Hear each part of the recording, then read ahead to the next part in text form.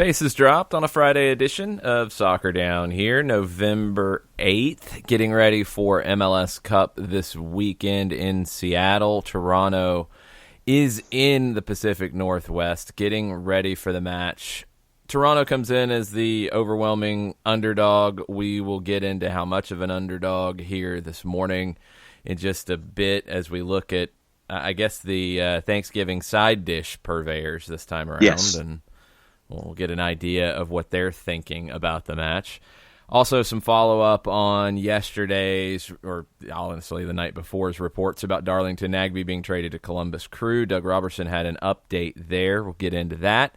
There's more rumors. There's more stuff. It's silly season day -3, I guess is the fair way to put it, because things will really kick off Monday afternoon with the trade window opening up, and multiple teams are reportedly involved in multiple discussions. There was also an update from the MLS Players Association yesterday about kind of their stance heading into CBA negotiations, kicking up another notch. We'll see Don Garber speak to the media today in the State of the League address. I'm sure that he'll have to talk about it, and I wonder in what amount of detail he will talk about it, what those CBA negotiations look like. Jeff Lorenowitz sounded positive about it initially in his remarks here in Atlanta, and then others sounded less positive about it in their remarks as the union had a conference call yesterday. So all kinds of different things to get into this morning. But we're going to start with MLS Cup. We're going to start with the game that will decide the 2019 Major League Soccer champion. Seattle comes in as the favorite. They will have a sold-out CenturyLink Field crowd behind them. I really do believe that they're the favorite here, and I think they should win comfortably. When we look at Toronto and what they can do to potentially not have that happen, what are the main storylines on the Toronto side for you that Greg Vanney has to try to find to avoid that big defeat? For me, and it was part of the discussion that I had yesterday with our friends at Barn Burner and having our 1v1, Joe and Giancarlo and pretty much universally everybody up there saying that you've got to get off to a hot start, get something done first 10 or 15 minutes, and all the external factors, the kickoff, travel, all those intangibles that we like to talk about in the days of the old NFL today, that column number 5. It's get on the board early, put Seattle on their heels, and then negotiate it from there. And I think that was the biggest point that came across for me in talking to everybody up there. It's like, make sure that you can get something on the board early to have Seattle think about what's going on. Yeah, I mean, I think that's the standard, operating procedure for any underdog on the road is you get something early, and if you're looking at potentially doing what Seattle did to Toronto in 2016, where they went into BMO Field and played ultra defensive, no shots on goal in the match, but somehow they end up winning in the penalty shootout. And I think it's going to take that kind of defensive performance from Toronto to get this. It gets a lot easier with an early goal. Can they find that, and can they risk looking for it? That's the question I have. I believe Josie Altidore and his need of a miracle is maybe a smaller miracle he's saying he might need now. I mean, the caginess around this whole thing has been ridiculous. Yes. Is he hurt? Is he not hurt? Oh, he's gonna play. Well, no, then he doesn't play. Well, then he might play. He's getting an MRI. He had a platelet-rich transfusion, and oh no, he's not gonna play. And he didn't even come down with the team. He came down later. Okay, now going into this, he needs a miracle to play. Well, maybe not as big of a miracle to play. I mean, okay, he's not going to be 100%. I think that's fair to say. And can he have that type of impact on this match? I don't think he can. I don't think he can to start. I think if you bring him off the bench, it's a different conversation. But right to start, no, I don't think anything changes for Toronto. Now, my question, and I'm fascinated to see what Greg Vanney does here. we've seen him play 3-5-2 often in his time in Toronto. In this run, they've been in that false 9-4-3-3 with Pozuelo dropping into the midfield where it kind of turns into a diamond midfield at times, and it looks a little more 4-4-2. Omar Gonzalez has been back in the 18 the last two matches, or he was in the 18 and in New York anyway, and he didn't play in either one. He's the bigger question for me, because if he's available, and it sounded like he was available for Atlanta, but he wasn't. If he's available, they have the opportunity to play a line of 5 in the back. And I think that gives them a much better opportunity here to win this game. Now, the question is how you decide who to sacrifice. Because in that 4-3-3, they've started with Benazet, who had the amazing goal here in Atlanta, and Endo on either side of Pozuelo. You've had a lot of time to work on this. So this is not, a game you win on Wednesday and you're going into play on the weekend. You don't really have time to dig into something. You've had that time if you're Greg Vanney. I'm wondering if you see a 5-3-2 or a 5-4-1, and Pozuelo can still be that false 9, but maybe up top with either Endo or Benazet, and you sit more and you protect this as long as you can and try to frustrate the Sounders. I think it's Toronto's best opportunity to get a result. And what we've seen over the last year of competition, we've seen Tsubasa Endo completely and totally be an improved player. And I like what I've seen with him. And you know that if you put him out there, usually it's in the neighborhood of 60 and then he gets swapped. And I think that in looking at it from the perspective that we had from the Eastern Conference Final and then coming forward and looking at MLS Cup, I think that, the health of Omar Gonzalez for me is a catalyst at the back, but there are those offensive pieces that we've seen in transition that can get something done. And does Greg Vanney play that quote-unquote waiting game? Does he sit there and wait for those opportunities and sit there and when it's there in transition, turn it and go and have something happen? The pieces are there, but I do think that, to your point, I think that Omar Gonzalez is the key at the back so you can protect and play that waiting game-ish kind of a deal and find your opportunity somehow, and then, have De Leon come on off the bench at some point as well. So the waiting game for me is probably what I'm anticipating, despite what the obvious idea that Joe and Giancarlo put together yesterday in the 1v1. I don't know how obvious it is, because you just can't risk anything. Yeah. That's the problem is, an early goal would be wonderful, and I'd love it if I win the lottery today. Yeah. It's how much are you going to risk to make that happen? Right. That's the thing. Yeah. The other thing that Toronto's got to avoid, and I completely agree with Benny Feilhaber's post at MLSsoccer.com. Benny's been great on MLS Digital's coverage of everything since his season ended, but Toronto's going to have to be really careful about runners getting in behind, and they struggled with that here in Atlanta. Jordan Morris will light him up, and Morris is playing really well right now with a ton of confidence, so Toronto's going to have to be careful about that. That's why I'm wondering if they do try to figure out a way to go to a line of 5 to prevent that more. Because it's one thing to deal with the talent and skill of a Raul Ruidiaz and a Nicolas Ladero, but Jordan Morris finding that space, he's very good at finding those pockets, getting in behind, and then making something happen. Toronto can't afford that. Because I do feel like an early goal for Seattle could just end this as a contest. Yeah, I don't think Toronto's coming back in this one. I really don't. Not in this scenario. It was one thing to do it against Atlanta, and I think they got the benefit in that game of the penalty save to give them their lift. Yeah. If that doesn't happen, and not even the goal would have, I think, ended it at 2-0. But if you don't get the penalty, if that doesn't happen, if it's just 1-0 and it continues on, I don't think Toronto gets that boost that they needed that gave them the opportunity to go get the equalizer. I think that was what kind of changed the emotion of the match, was the penalty save. So barring something like that, I really think that if Seattle gets the first goal, it's lights out. I just don't think there's enough goals in it for Toronto.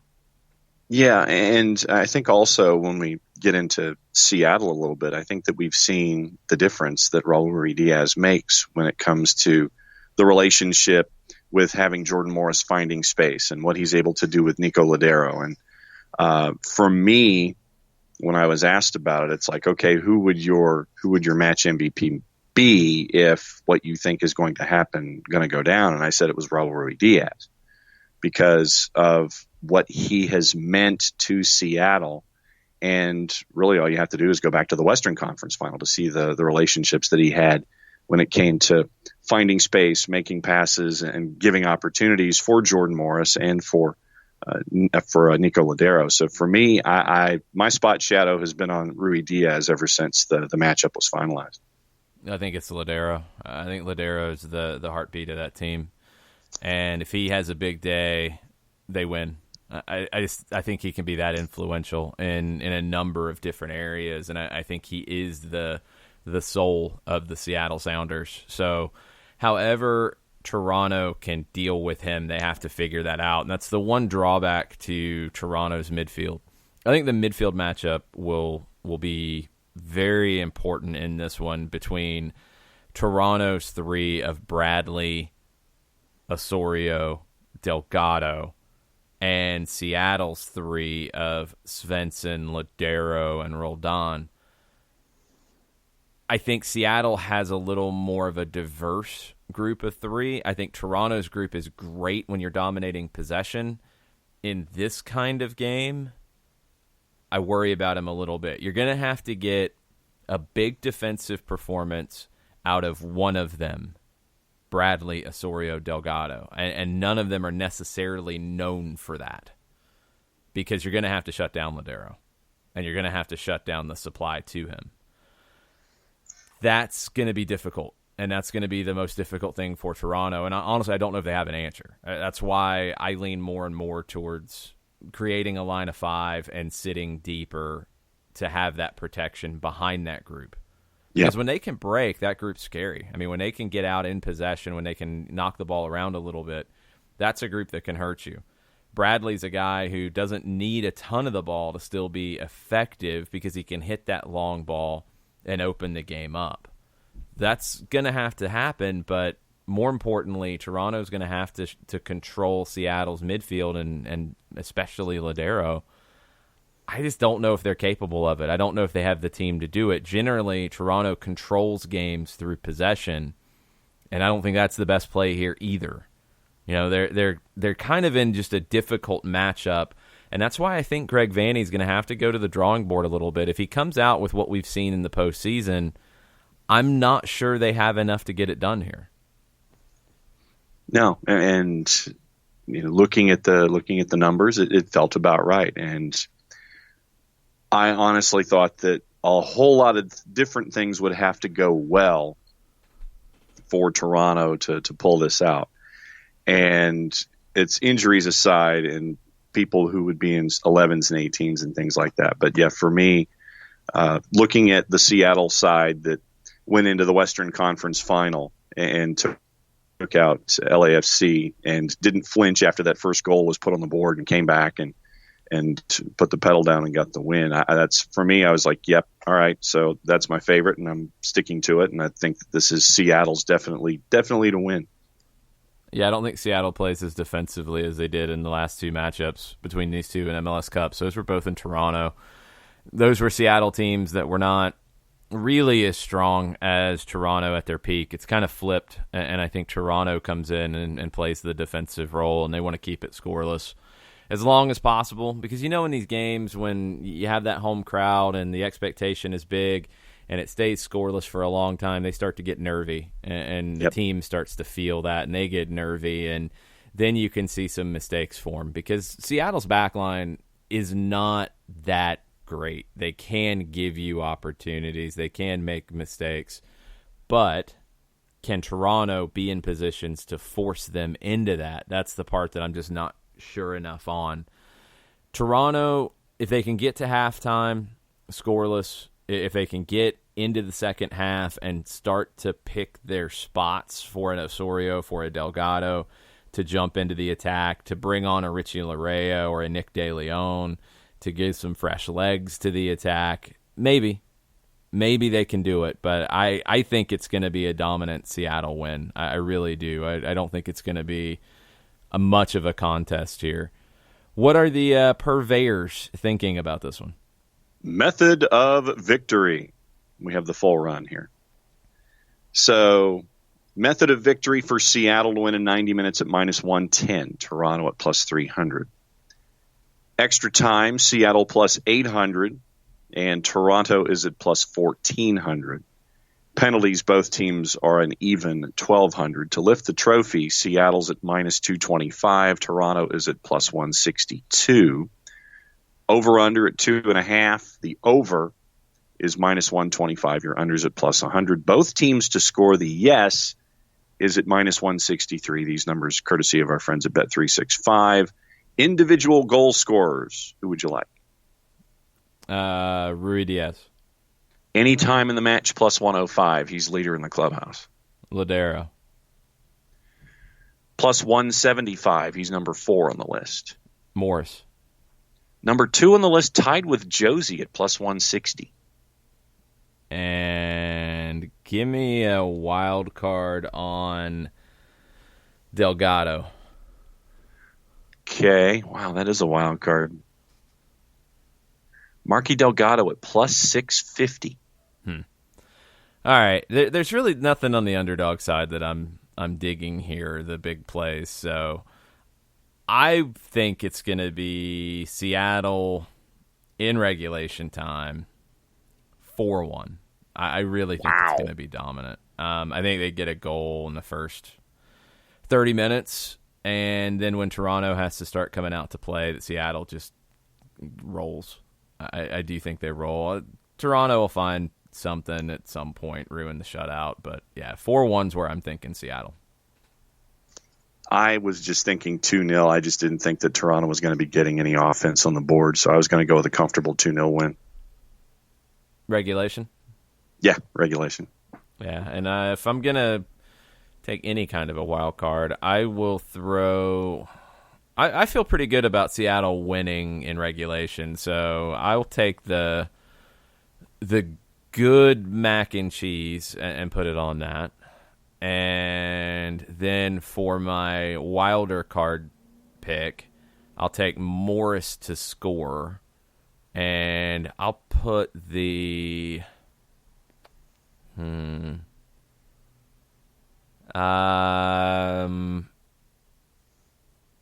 I'll take the sweet potato, like the casserole where people will do the marshmallows melted on top of it. Yeah. See, Sweet potatoes and marshmallows. I don't either. The marshmallows go to the side. I like the sweet potatoes. I don't need the marshmallow stuff. So I'm not I'll a take sweet that potato one. guy.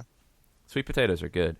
I'll take that one and put it on Jordan Morris to score. You don't like anything, John. So I mean, this is nothing new. What are your sides to put on this game then? Well, let's see. So for Seattle to win in regulation. Out the can.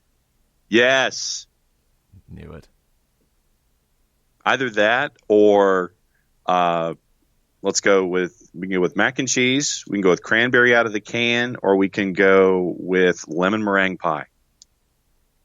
Okay. I mean, are these good things for you? Yes. Oh, okay. Tremendously good. Cranberry out of the can. Okay.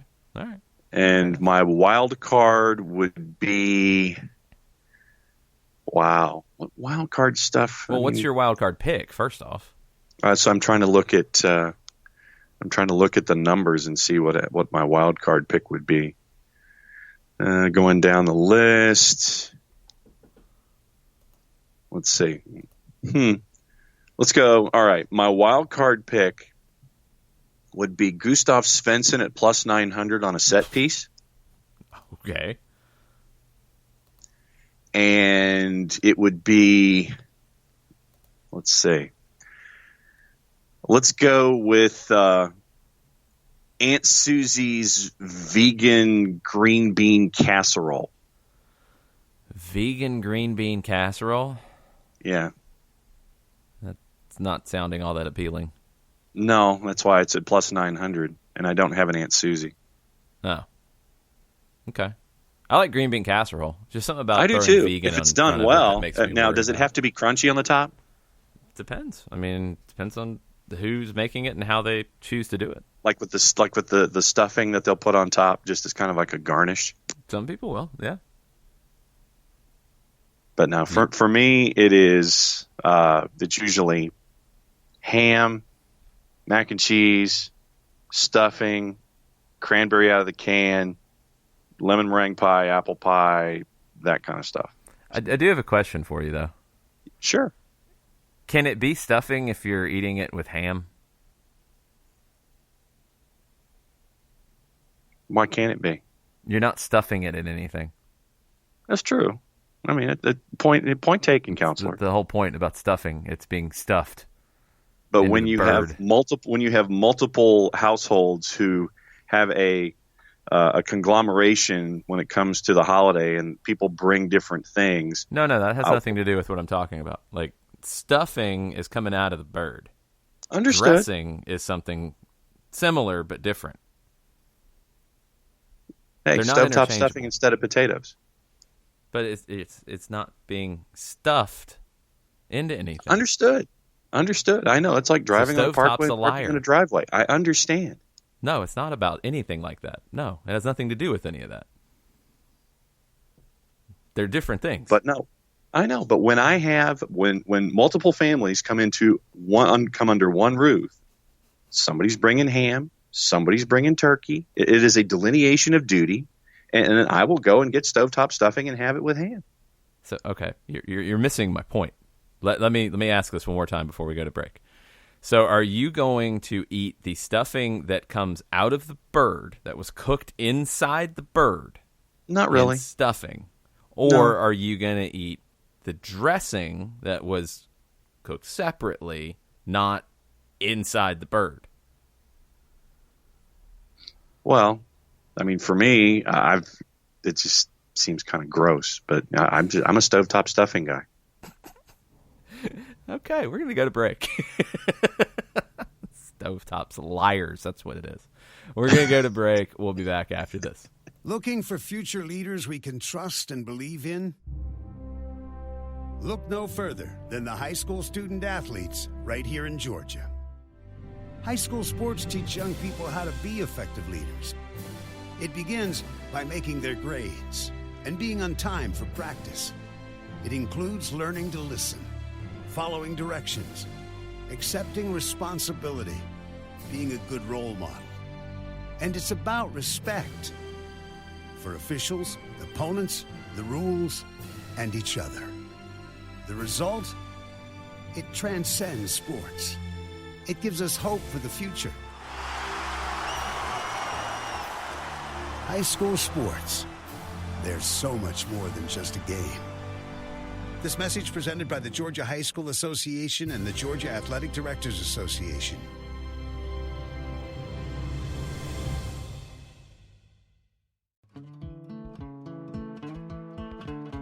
Today's show is presented by Appolinsky & Associates, personal injury lawyers with over 30 years of experience, supporters of Atlanta United, Faction, and Inter-Atlanta Youth Football Club.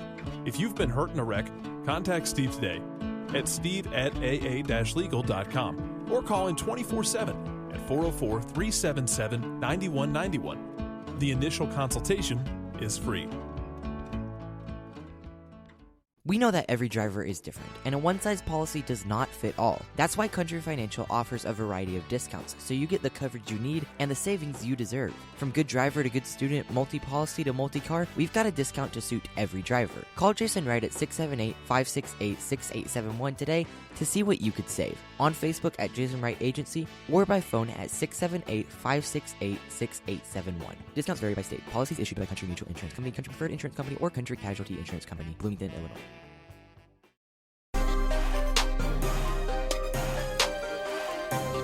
Welcome back. Sauger down here. Stuffing down here. No, you don't even know what it is. That's the problem. Bad food takes from John on a regular basis. That's what this show's all about. You know it. Pretty much. All right, let's get into some news and rumors from around the league a little bit while we're on the MLS topic. We'll get into the U.S. women's national team as well this morning.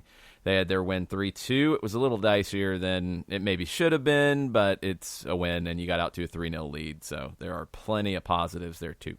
All right, around the league, Alan Cruz, FC Cincinnati, signed to a multi-year deal using TAM.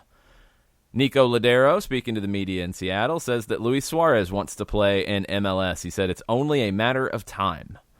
Suarez was previously linked to Inter Miami. He's under contract through the end of the 21 season in Spain with Barcelona. He's 32 years old, so that would put him likely at 34 before he's out of contract. Could you get him a year before his contract ends? Maybe. I don't know. I guess it's possible. We'll see. Ladero and Suarez are really close friends from their time with the Uruguayan national team, and they've always went back and forth on social media. So Nico would be a respected source in this discussion. Some reports out of Colombia, and I haven't seen this in English language media yet. Independiente Medellin striker Germán Cano has a juicy offer from an unnamed MLS club.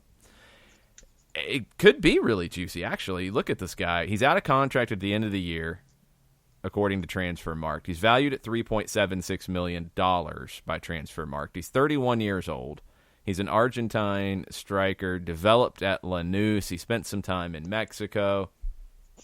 Independiente Medellin just missed the playoffs in the Clausura. They were one spot out. We're going to get into these playoffs here in just a second because the Colombian playoffs, ooh, they're very interesting. I'm not necessarily against this idea. Cano scored 22 goals in 25 matches in 2019, although he only played 4 times in the Clausura. And I don't know if it was due to injury or what was going on there, or they wanted to sign him to a new deal and he wasn't having it, and they said, well, we're not going to play you. I don't know.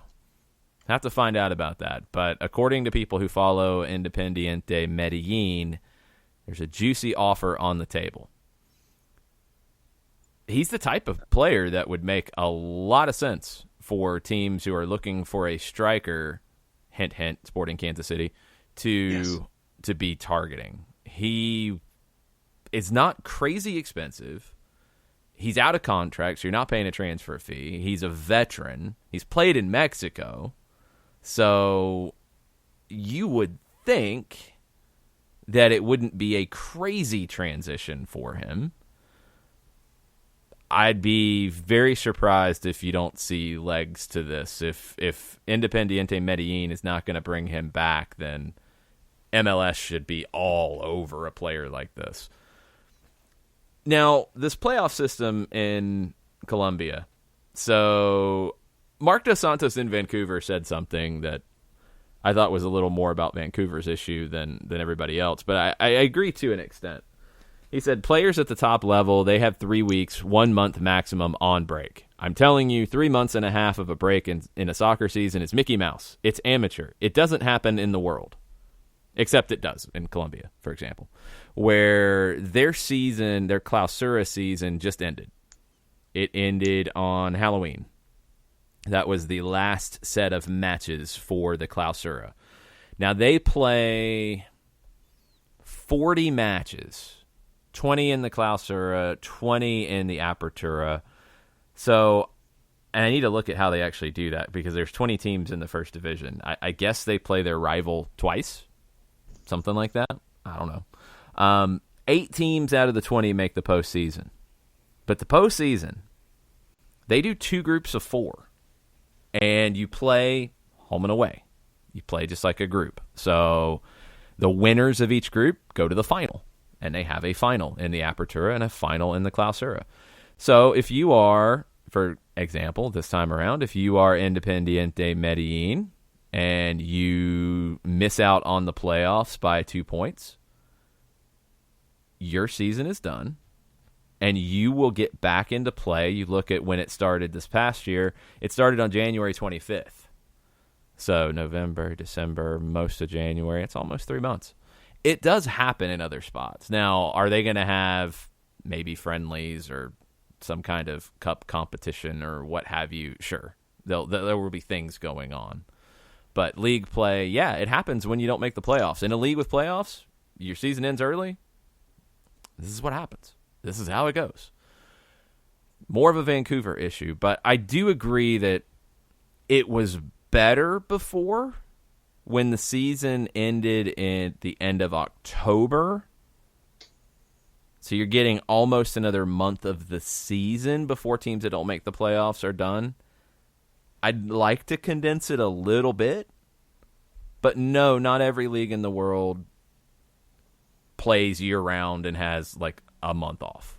No, that's not how it goes. 3 weeks or 1 month maximum on a break. Honestly, I don't think that's a good idea. So you've got to find a better way to do that. I think Vancouver needs to worry about actually making the playoffs so they don't have this problem next time around. Doesn't the Premier League have a break of a couple of months outside of the occasional friendlies and cups and things like that? Well, they end... Depends on how you want to look at it. I mean, and honestly, it's the same thing for him because, look, their season ended first week of October. They're going to be back in preseason probably second week of January. So it's not as bad as you're going to make it out to be. In the Premier League, it's the same thing. So what your season's going to end late May, typically. Yeah. FA Cup will be the week after the season ends, but late May, you're off in June. You're going to start playing again in early August, mid-August? Yeah, and you're going to start training about a month before that, and you'll have all your preseason tours that are very vital to making cash and maybe not so vital to anything else. So breaks are okay. I think that was kind of a silly statement. And to take it to that extent and be like, yeah, it's Mickey Mouse and blah, blah, blah. Like, no, stop. Just stop. It's the same thing as Syracuse basketball coach, Jim Boeheim? Yeah. Complaining about, they just had a money grab to have a conference game this early in the season. Well, yes.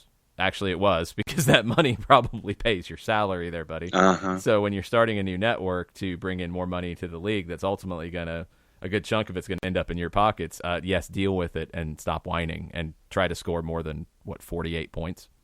Oof. Yeah. How about that? You know the format, make the playoffs, and you don't have to worry about as long of a break. And they're still training, by the way. So if you're getting anything out of it, then cool. And look at what Atlanta did after 2017, where they got knocked out in the knockout game.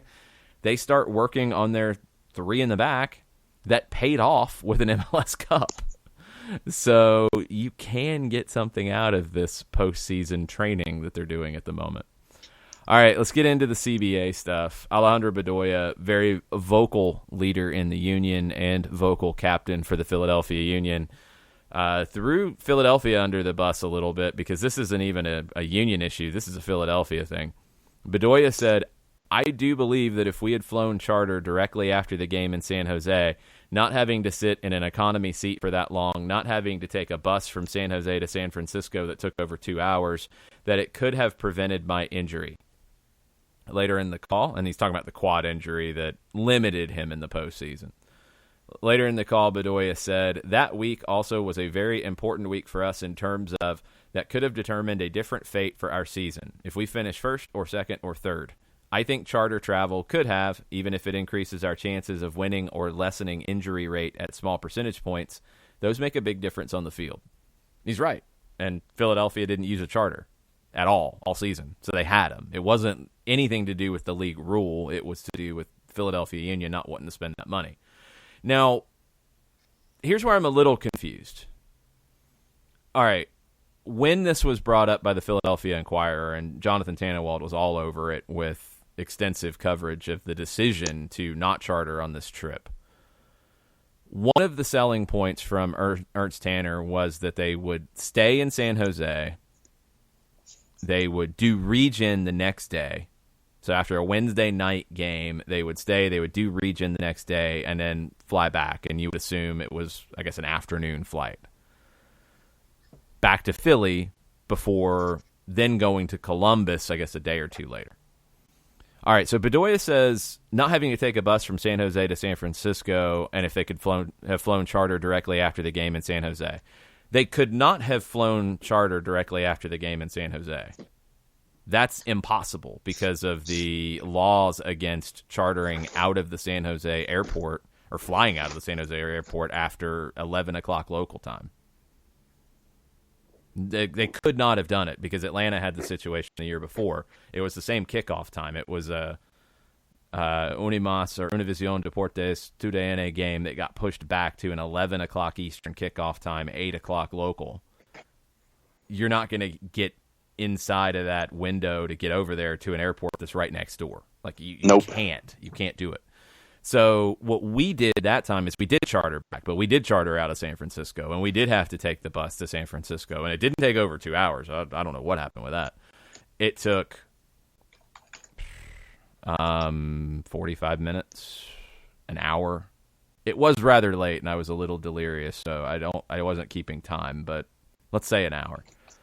And we've chartered back from San Francisco that night. Now, if the club booked them to fly commercial out of San Francisco the next day, and they had to take a bus the next day, and I guess go through traffic, because we were doing this at 11 o'clock midnight local time, then okay.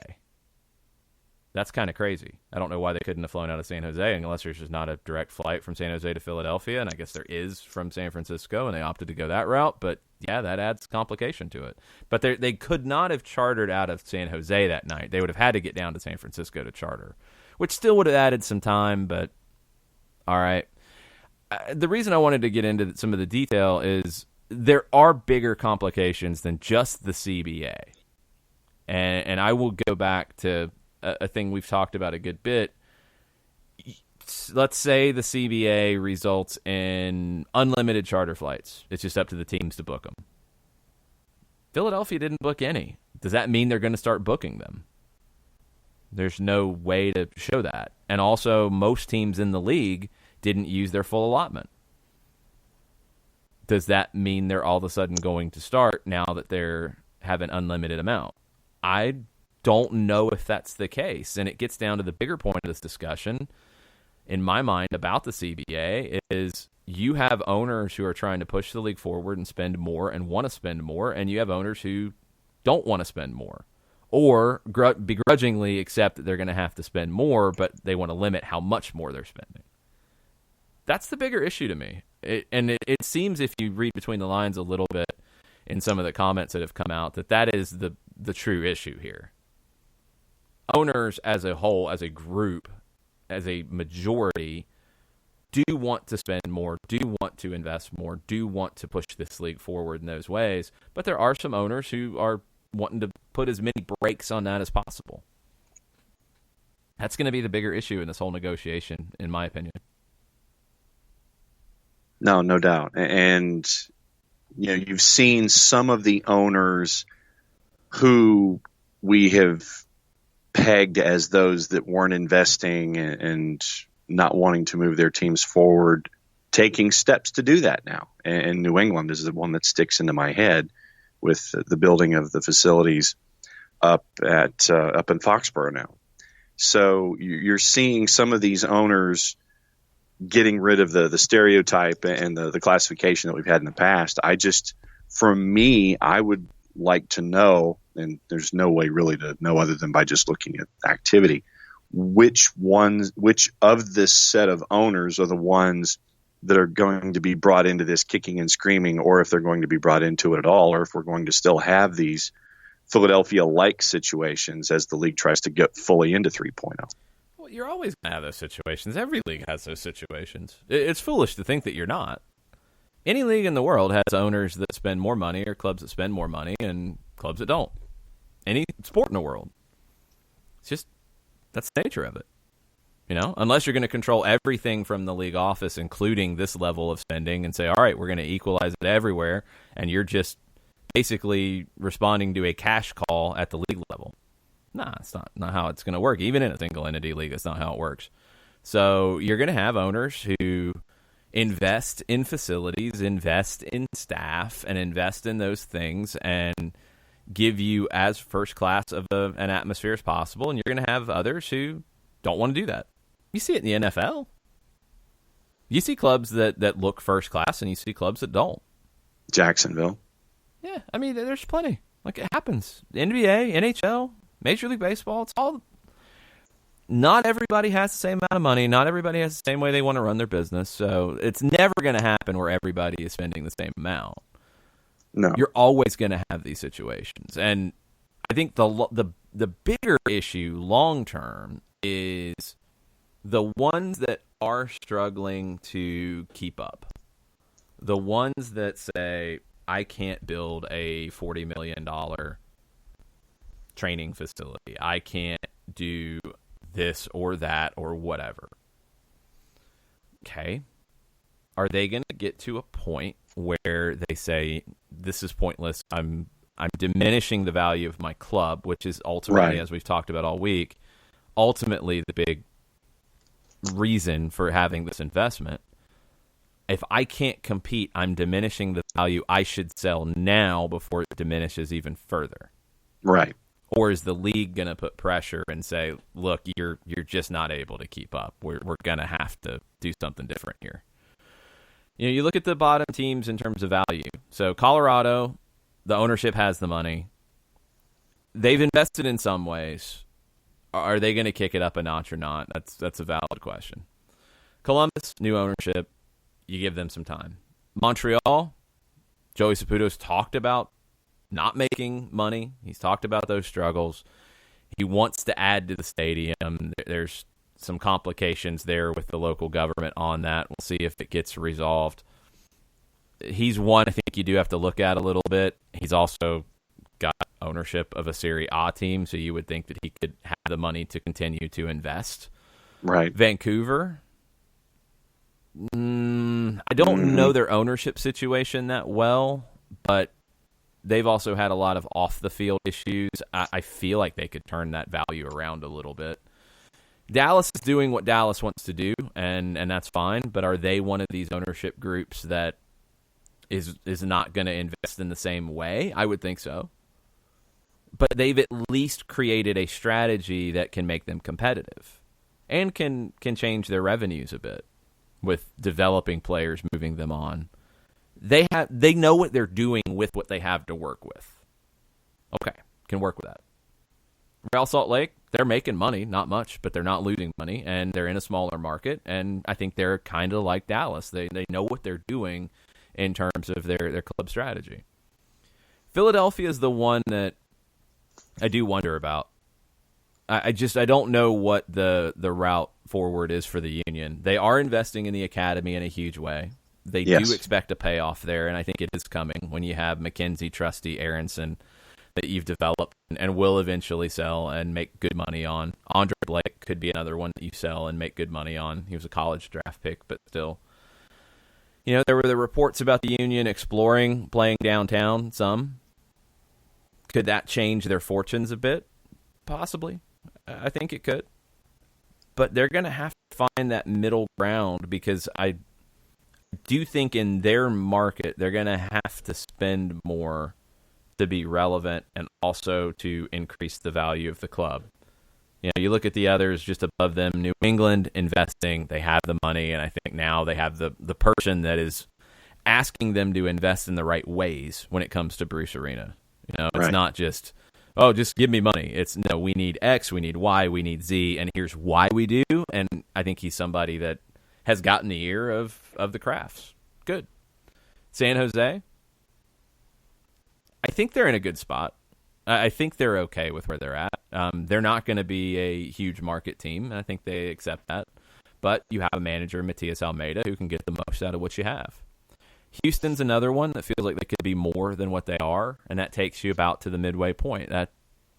That's kind of what we're talking about. Is this bottom half how many of them are going to be challenged as the league continues to grow? I think Philadelphia is a fair question about that. I think Dallas, RSL, San Jose are others, but they have their own way of doing things that I think they can gradually increase investment, but also bring in new revenues by developing players. Montreal, Vancouver, question marks. What's the future look like there for them? And Houston, they have some new ownership now with James Harden. There is some life into it. I think Tab Ramos will bring some life into that team as well. Let's see where that goes. Let's see if that starts to change things. But in general, the league's healthy and going forward, but there are this group of owners that, look, all of those that we just talked about, it's not Atlanta United, it's not the Galaxy, it's not LAFC, it's not Seattle, it's not Toronto, it's not Portland, it's not New York City in terms of spending, and Dome Tarrant was questioning New York City's spending. So there you go. Looking up the Vancouver ownership group, it's 4 guys. One of them has been the primary owner since 2002, and their combined net worth is $2 billion. So they're not too shabby. So I think they have bigger club strategy issues that need to get resolved, and I think they really took a hit on PR with everything that was going on in Vancouver this season that we talked about, with the walkouts by the fans and turning a blind eye to different things. They moved on from that, but it's going to take time to completely get past it. That's going to linger a bit. Also, the product on the field has been pretty crap. So yeah. That's going to be the number one thing here. If you put a better product on the field, you can start to turn these things around. Look at Philadelphia. They put a good product on the field. They're getting sellouts at the end of the season. Okay, so the CBA. Conversations from this conference call that the Players Association had yesterday. Bob Foose, the executive director of the MLSPA, Jeff Lorenowitz, Alejandro Bedoya, Diego Rubio were on the call representing the players. That might be Bob Foose calling now to make sure that we're Diego covering this Rubio, correctly. actually. Yeah. Okay. Foose said that if things don't move more quickly, the odds of stoppage skyrocket. He says the league strategy to run out the clock is not going to be viewed favorably by the player pool or the union. I hope they don't try to play that strategy, because I think with CONCACAF Champions League at the end here of this time period, and if you don't have an agreement, the union has said they're not playing in those matches, well, that's going to be an incredible black eye for the league if you are missing out on international competition because of that. The league has to know that, and they have to avoid that. Don't sit here and wait it out. They have to move a little bit faster. Charter flights was a big part of it. Bedoya talked about it.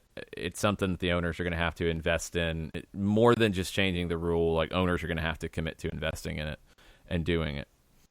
Bedoya said that was his first muscle injury, and he said, I believe if we had chartered, I could have prevented the injury. Let's see. So Foose and Garber went back and forth a little bit. Garber told the Associated Press on November 6th that charter travel was not contemplated 5 years ago. Foose said they did talk about it 5 years ago. Okay, these things happen. They're going to go back and forth. That's what they have to do for their constituencies. I understand that. Free agency is something that Bob Foose said we're well short of what's adequate. There's a long way to go, and we want to see free agency opened up. We want to see a system of true unrestricted free agency at a much earlier point in players' careers. Every time free agency comes up in any league, this is where it starts from. We want complete and utter free agency as early as possible, and the league is like, well, we want limited free agency as late as possible. What is it going to come down to? I think it's too restrictive right now. 28 years old, 6 years in the league, is how you get to free agency. It's too much both ways. I think the nature of the league, it's shorter lifespan, so 6 is too long to be in to qualify, and 28's too old. I'm leaning more to like 25 and 3.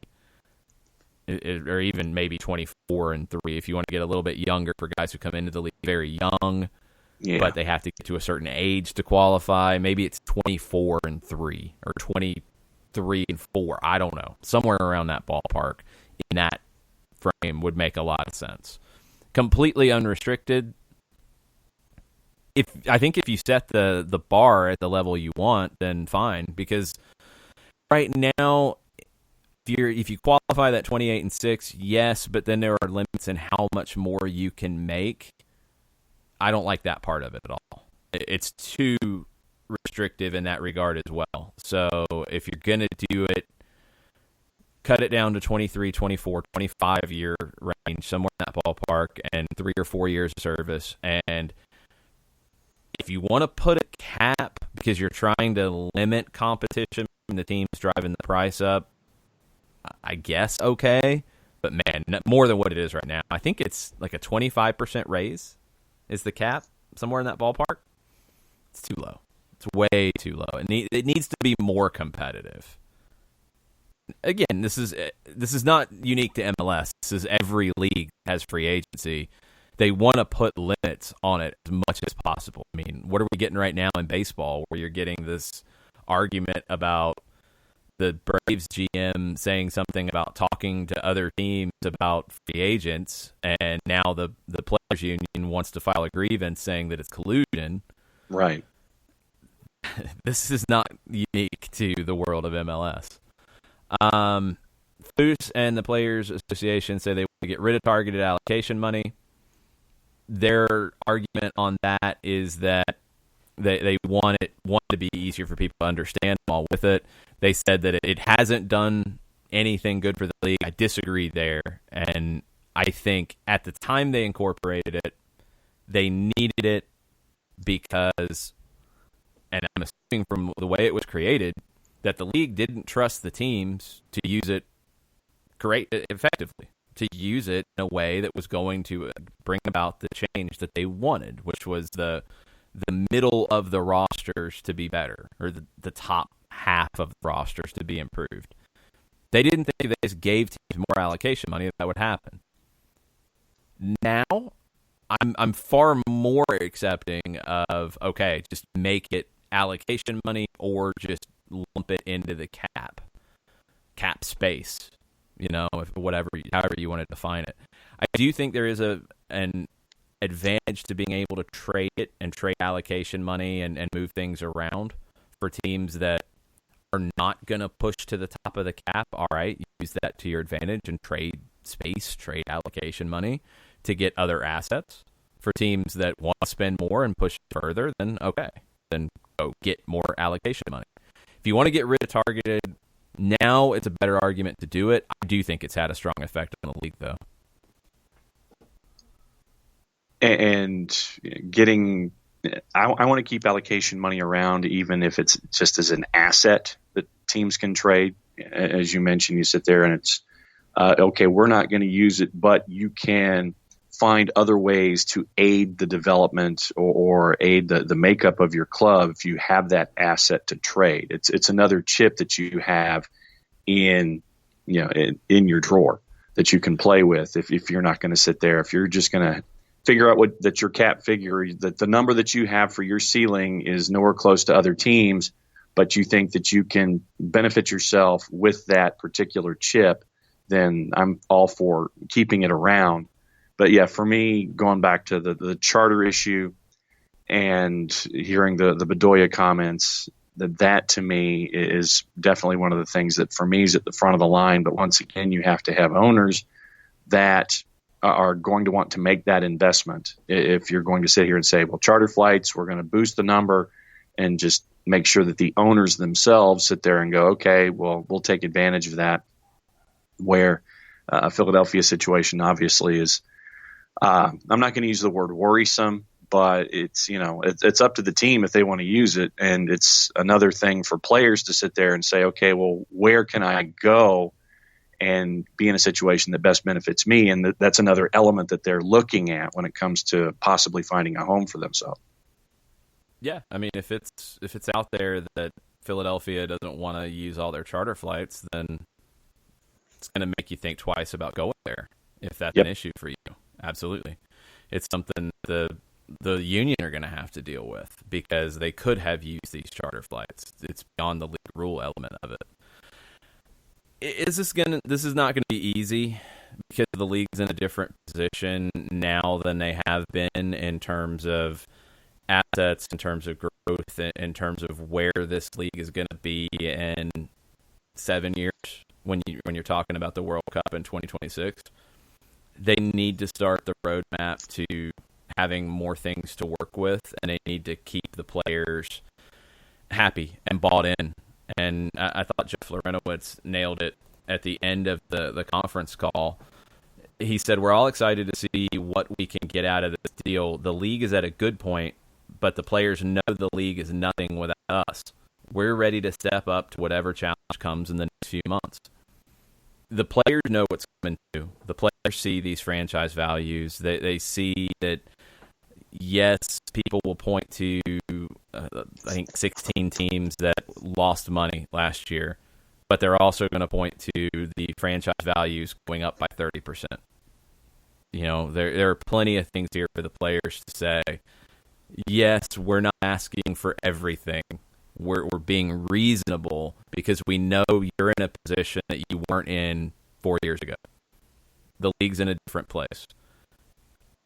I hope everybody keeps their heads on this, because I disagree with some that, you know, a work stoppage would be catastrophic. No, that's not the case. The league is stronger than that.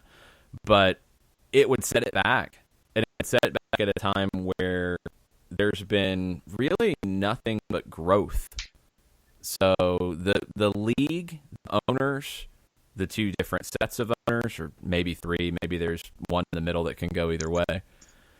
The players, the Players Association, the leadership of the association, the leadership of MLS negotiating this, they all do have to think about the bigger picture. Because if they do this right and they handle it correctly and they put the right pathway to that bigger league that is coming very quickly, if they put the right pathway to take care of the players on that, they can get ahead of this and not always be fighting from behind, which is what a lot of the other leagues feel like when they get into these negotiations with the union. It feels like they're trying to catch up. MLS needs to get back out in front of it, because I think we're there for quite a while, and as the league's grown, maybe they haven't been as far ahead as they need to be. They need to fix that now, and they need to have the players bought in, and they need to not have this distraction as the league is continuing to try to grow. Let's take a break.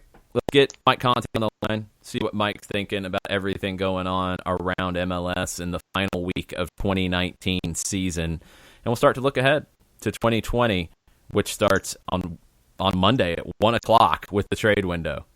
Man, it's hectic and crazy and nuts, and we'll all try to keep up as best we can. We'll be right back after this.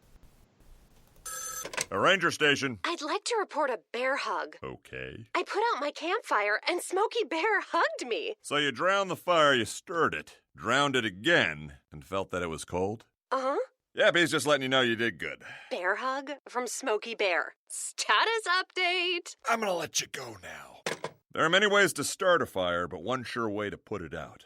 Learn how you can do your part at SmokeyBear.com. Sponsored by the U.S. Forest Service, Ad Council, and your state forester. As a business owner, you know that every year brings new challenges and opportunities. The success of your business demands expertise and focus. And Country Financial can help you keep that focus by helping ensure you have the right insurance protection in place to meet your goals. Jason Wright can help you create a customized insurance plan that has coverages designed just for your business. Give Jason a call at 678-568-6871 or reach him on Facebook at Jason Wright Agency. Coverages vary by state. Policies issued by Country Mutual Insurance Company, Bloomington, Illinois.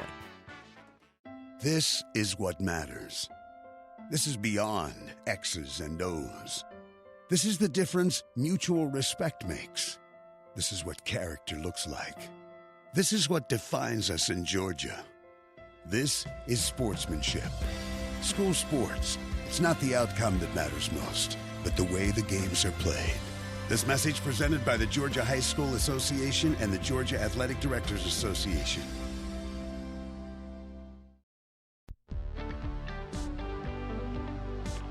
If you've been hurt in a car wreck, contact my friend Steve Apolinsky of Apolinsky & Associates. He's been representing individuals for over 30 years throughout Georgia and Alabama. He Email him at steve@aa-legal.com or call him 24/7 at 404-377-9191. The initial consultation is free.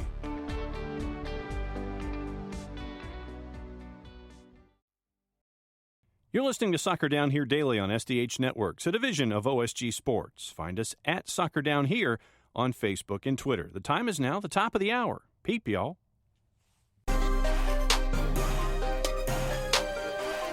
Welcome back. Hour number 2, Soccer Down Here.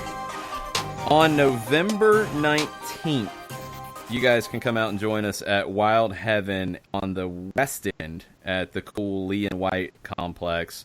We're having a broadcasters roundtable. I'll be there. Kevin Egan will be there. And this guy will be there, Mike Conti. What's up, Mike? Yeah, I'm really excited for that. I think that's going to be a lot of fun. And it's going to be great to see everyone again. It's been a couple weeks. So I hope we'll have good conversation and we'll be enlightening. And if we aren't, at least you can get some beer. Yes. The beer will be flowing. We're also going to be raffling off a couple of tickets to Cirque du Soleil. And that's going to benefit the Soccer in the Streets program at the West End. So, yeah, that's great. And I will actually be reenacting some Cirque du Soleil stunts. Nice. I've been rehearsing very hard on turning myself into a giant crab. So hopefully if my joints and my muscles aren't sore by then, I'll be able to do some Cirque du Soleil stunts as well. That's not a promise, though. We don't want you to turn into Alejandro Bedoya. All right. No. Yeah, we don't want that. All right, your reaction to the reports, and Doug followed up with a little bit of more information yesterday at the HAC that Atlanta United offered Darlington Nagbe a multi-year deal in the summer, and according to the Athletics reports, that didn't work, and he's going to be heading to Columbus when the trade window opens up. Yeah, and this is awkward for me as the team's announcer to comment on something that hasn't been consummated yet. I would just say that, obviously the reports kind of speak for themselves, and Atlanta United is in a position right now where they have to make decisions on some players, and if they are in the position where they can maintain control of someone's rights and get something for someone who doesn't want to be here anymore, then that's probably the best solution for Atlanta United. And it sounds like, based on the Athletics report, that a substantial amount of money could be in play. So, it kind of is what it is. I haven't really noticed anyone, in the social media sphere or on Reddit or anything like that hasn't really been understanding of the situation. So it is what it is. I guess we could probably talk a little bit more if and when it all becomes confirmed. But yeah, I'm not surprised, I think is probably the best way I could say it. Yeah, big picture, it's the nature of it. When you have guys, this is the world of soccer and also just the world of sport in general, because it does cross into anything. When you have guys come into the end of a contract, decisions have to get made about, are they long-term part of the club? And also, for the player, do they long-term want to stay where they're at? And if not, you have to figure out the best way forward to benefit everybody. And that's what it sounds like this is going to end up being, that everybody's going to come out of this with what they want. Yeah, and that's a good thing, right? Yeah. It's different than what DC United is going through right now, You don't want that. losing Wayne Rooney for nothing and Luciano Costa for nothing. This front office is too smart, too savvy to have something like that happen. That's what you want to avoid, and it seems as though they're well positioned to avoid that. Now, Darlington is not the only player in question, and other decisions will need to be made. And I still feels weird to me that you're going to be making decisions and negotiating things, and you don't know what the new CBA is going to look like. You would think it would probably happen in reverse, but I understand how business works in sports, and it's something that they're going to have to execute pretty quickly. And Mike, we were talking about the CBA in the first hour, because the the league is at a point of growth right now, and it's at a point of negotiation, and you want the league to continue to grow and evolve in that positive way that we've all seen over the last couple of years. And I think that when you look at growth and evolution, especially with young teams, I think this is that first episode where fans and fan bases in multiple cities are seeing what the sport itself is like. Even though they know it in other sports, this is their first exposure to it with a team that they're as tied to as Atlanta United. Yeah. Look, I mean, the Falcons went through this a couple years ago when the NFL had a lengthy work stoppage in the preseason. If you're a fan of the old Atlanta Thrashers, you know what this is like. Ugh. The Hawks have been through this a couple times. Baseball's had labor peace for a while, but this is part of sports business. And it's a little different because MLS is not as established as those other four leagues. But I think, obviously the ownership has some things that they feel strongly about that they want to hold on to. And the players probably have some rightful claims to some things that they should get. But I hope whatever happens is done in the best. The players, I'm sure, understand that what's in the best interest for the league will be in their best interest. And the owners understand what's in the best interest of the players will be in their best interest. So I don't think it should be that hard. But, it's November, 8th, and We're not there yet. And the CBA expires on January 31st. And that's a concern because if you don't get it done by January 31st, and Jason, I know you disagree with me on this, but I think you're looking at a pretty real possibility of MLS not participating in Champions League, which would be very, very unfortunate. So clock's ticking.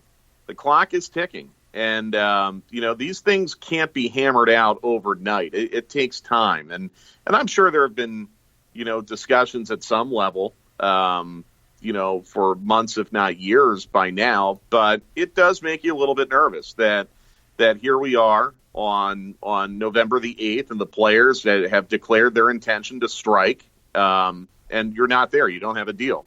That gets nerve-wracking. But it's a reality of sport, and that's kind of where we are right now. I do go back to something that Jeff Larenowitz said yesterday on the conference call with the union about 2015, the last CBA. There was a lot of talk that the players caved at the end, and the owners got everything they wanted. And Jeff said that's not the case. The free agency proposal, for example, was a big part of this. It was proposed. The players said no. The next day, the league came back and gave a deal that was much better than the players said no to, and that's what they accepted. They did collaborate on this. Was it everything that the players wanted at the time? No, probably not, but there were trade-offs. That's how negotiation goes. I think this time it's different because in 2015, CONCACAF Champions League maybe wasn't the same level of importance as it is now, and especially with the types of teams that are in the CONCACAF Champions League. It feels like the players have that leverage now, and they're using it in a really smart way to get a deal done because the league would take just a massive hit internationally if they are forced to drop out of an international competition because of a work stoppage or a CBA issue. Yeah, I mean, I agree with all of that, but I don't want to sit here and pretend that that's not possible. For sure. No, definitely. I think the league has that pressure now, and when they didn't have it before. Yeah. I also think, look, as you said, Jason, in a negotiation, not everyone gets what they want. The owners will come in with a list of things that they want. The players will come in with a list of things they want, and they'll meet somewhere in the middle. That's what a negotiation is. It's a time-consuming process. And I guess I would feel better if there were stronger indications that talks are ongoing and they're making progress. I have not really heard that. Maybe I'm looking in the wrong places, but that's what starts to make me a little bit nervous. The National Hockey League's going through this right now where there is a window where they could reopen the CBA and both sides decided not to. that was a pretty transparent process where we were getting updates from the league and the players, and nothing really came as a surprise. And now there's labor harmony, at least for this year. I think the lack of information being disseminated, it might even be more from the league side than the player side, is concerning to me. But again, I don't know because I'm not in the room and no one's telling us what level of progress is being made. And maybe that's for a reason. I don't know. But yeah, I mean, there's a lot on the line, and I think it would be very, very disappointing if a work stoppage would jeopardize MLS's participation in CONCACAF Champions League. I think it's something that the fans of the 5 clubs that are participating are really looking forward to. Honestly, I think the fans probably look forward to it a little bit more than the players, to be completely honest with you. But, both sides have to do right by their fans in this negotiation. We've got one game left in this season, Mike, and it's in front of a full house. And Soto Mojo should be on full display with the Sounders hosting Toronto FC. And I don't know if we're going to get our Josie Altidore Willis Reed moment this time around. I doubt it. But when you look at the matchup, what are some of the things that you're looking at this go round with Toronto FC making the trip west? Yeah, interesting game. I'm not going to watch. It's just too much for me right now. We should be playing this game in the Benz, and Atlanta should be in it. So it's still just a little too hard for me to watch. It's interesting though. I think the question for me is, is Schmetzer going to try to grind the game into a pulp, or is Seattle going to want to play? And I think based on what we saw in LA last week, I think they're going to want to play.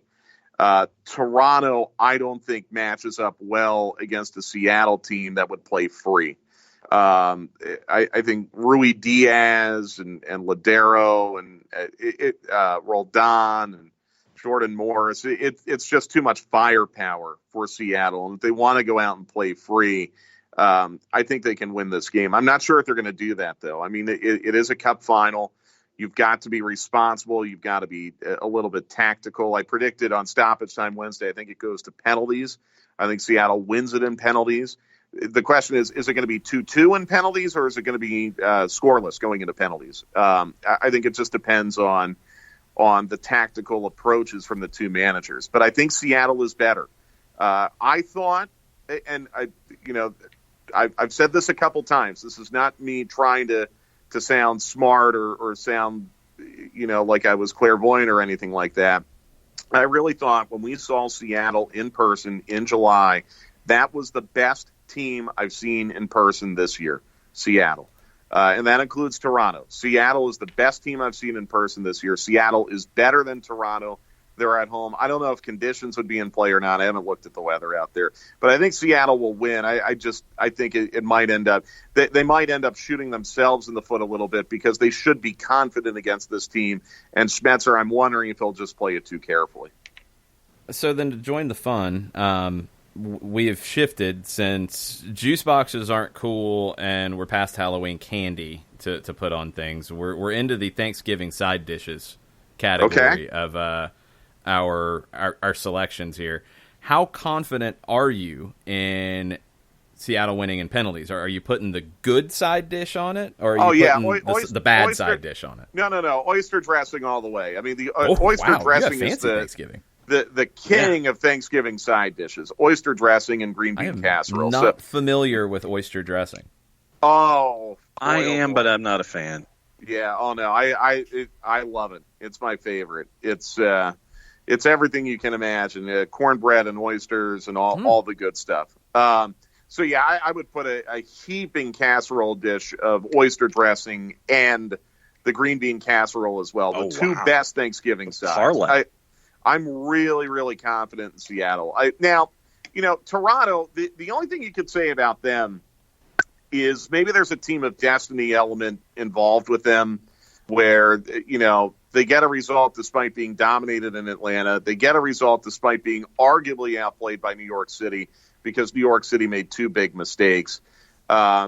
they get a little bit of luck on decision day. Well, a lot of luck, really. I mean, that zombie DC could not beat a 9-man Cincinnati on decision day.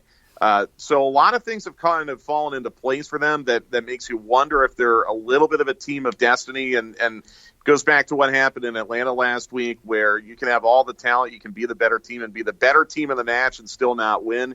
But everything tells me that Seattle is not just better than Toronto, much better than Toronto, and playing at home in front of 70,000 people should, I would think, propel Seattle to a win, unless they have a self-inflicted mistake. And that's obviously something that can come into play. Do you think that whoever wins this, because it will be 2 MLS Cups in 4 years for them, are they a dynasty? For it to be a dynasty, I think you need a third. I was kind of thinking about that a little bit as it pertained to Atlanta United when we were going through this Cup run. If Atlanta United had won it this year, would that classify as a dynasty because they've won it in back-to-back years?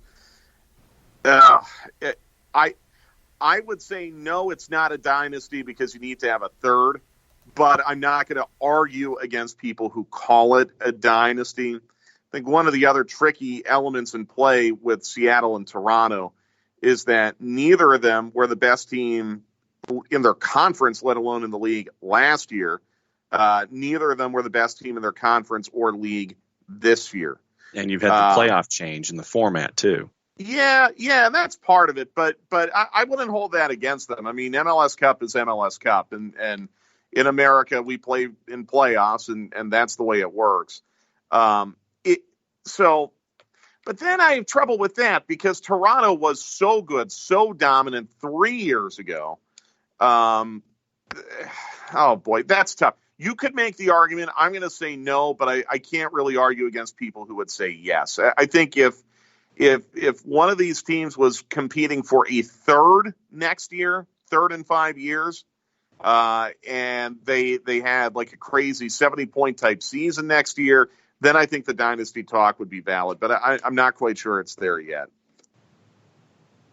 Since we got into the discussion about what Thanksgiving element you would put on your decision in MLS Cup, we've also gone down the stuffing dressing road this morning. Yeah. And Jason was trying to, go after my choice of having stovetop stuffing instead of potato. No. You need to understand what I'm saying, and this is very important. I'm not going against it. Dressing is good. Stuffing is good, but they are two completely different things. Chris Kilroy says stuffing is only what it's called if it's prepared inside the bird. Dressing is prepared often identical ingredients outside of the animal, i.e. it is cooked in a dish. Okay, but I've had oyster dressing that was stuffed in a turkey. So it'd be oyster stuffing. Couldn't that also be oyster dressing? If that's what it's referred to as, yeah. So then I guess then we have to get to the point that all stuffings are dressings, but not all dressings are stuffings. Because stuffing, it's cooked in the bird. Yes. Agreed. It has to be. But the oyster dressing is prepared outside and then placed inside the bird, yeah? No. I don't think. Why would you then put it inside the bird after it's cooked? I don't know. I'm just if it's oyster dressing, I'm just trying to figure out what's going on. So I'm looking at a box of, thanks to Google, I'm looking at a box of stovetop right now. And it says stovetop stuffing mix. Okay. So right. I think that's kind of the cop-out for stovetop, right? Yeah. Because you don't stuff it in a bird. So by calling it a stuffing mix, you basically copped out to, okay, you don't have to put it in the bird, therefore it's not stuffing. But you could call it stuffing. I mean, what else would you call it if it's not stuffing? Dressing. Stovetop. So, no, it's a name brand. Yeah, but Band-Aid's a name brand, and True. Kleenex is a name brand, True. and it becomes Coke. that, but it's not correct. Yeah. Oh boy, This is a debate we can have all day. See? I like both. I like the idea of the concept. I mean, that's the thing. Like, we aren't arguing superiority of one over the other because both are great and both are extremely necessary. In fact, some people don't like stuffing, like where it is cooked in the bird. There are some people who have issues. You get the best flavor that way, though. That's Why what wouldn't I'm they? saying. That's why I like stuffing more than dressing. Wow. Well, Daniel, get this. Now, have you ever heard of this? Daniel Price. He says, as a good food connoisseur, his guilty bad food is stovetop stuffing on a Thanksgiving sandwich. I am 1,000% on board with that, and I do that a lot. Yeah, and you put a little cranberry sauce, a little bit of you put a little cranberry sauce, a little mayonnaise on it, and I'll go a step further. I hadn't tried the mayonnaise. If Publix, you know those Thanksgiving subs they do, and God, they're probably in store right now, I haven't been there yet. But they do like the Gruyere cheese, the turkey, the bacon, and then the cranberry sauce and the mayonnaise. And I don't usually like mayonnaise, but I think you need mayonnaise to kind of tamp not down the low-cal stuff either, like Duke's. No, oh, God, no. No. I need it fatty with lots of eggs. So if Publix could add stuffing to that, I am pretty sure that's all I would eat every meal for the month of November. Because when I worked in Savannah, there was a restaurant on Hilton Head that had Thanksgiving sandwiches all year round. And I'd work on Hilton Head a couple days a week. And it was exactly that. It was turkey. I don't remember if there was cheese, but there was turkey, stuffing, cranberry sauce, and then optional gravy. And, of course, I mean, you know me, I'm going to take the gravy. Yeah. And it was on like a really thick piece of bread, and it was delicious. And I would eat it in August, and people thought I was really weird for doing that. But no, if you like turkey and stuff, I don't understand why we don't eat turkey and stuffing more in this country than just on Thanksgiving. I mean, I know it's kind of a pain to prepare, but and that might be it. Why can't we eat that for Easter? Why can't we eat that on the 4th of July? I guess we don't want to turn our ovens on. Why can't we have it on a normal Wednesday? Yeah, right. Exactly. I mean, all you need is 8 or 9 hours to prepare it. It's not that big of a deal, right? Yeah. The other question that we've had this morning that Jason put out before the show started, you want to get into your phraseology, Jason? Because we've had some folks chime in, and some of them are not related to goalies. It doesn't have to be. It's just the best save you've ever seen. And it's in honor of Stephen Fry making the best save in an MLS Cup final that he made in the final in 2016 that propelled Seattle to win it. Best save you've ever seen in a Cup or League final. Oh, boy. Great question. I mean, I have some recency bias attached to one of mine. Well, Guzan's save on Ebobisse last year at the end of the first half was a very good save. It was. And I don't know. I mean, that's a 1-0 game at that point. It's Ebobisse at point blank on a header, unmarked. Guzan's got to make the save, or it's a 1-1 game, and you're probably going into the second half of it being a 1-1 game. So that one should be on the list. But, man, in a Cup, what was your best save this year? We'll take the final out of it. Just best save you saw this year. The Crepeau sequence in Vancouver. It's not save, it's 3 saves. And the best of the 3 was the shot by Remedi, the second shot. So yes. I don't remember. I think it was Joseph on the first shot. I'm almost positive. And he parries it out to Remedi, who is running on to take a high-velocity shot inside the 18. And Crepeau somehow pulls a Neo move from the Matrix and is able to extend and then parry it out to someone else who shot a third time, and he saved that. I don't know why that wasn't in Save of the Year discussion. That was a huge snub.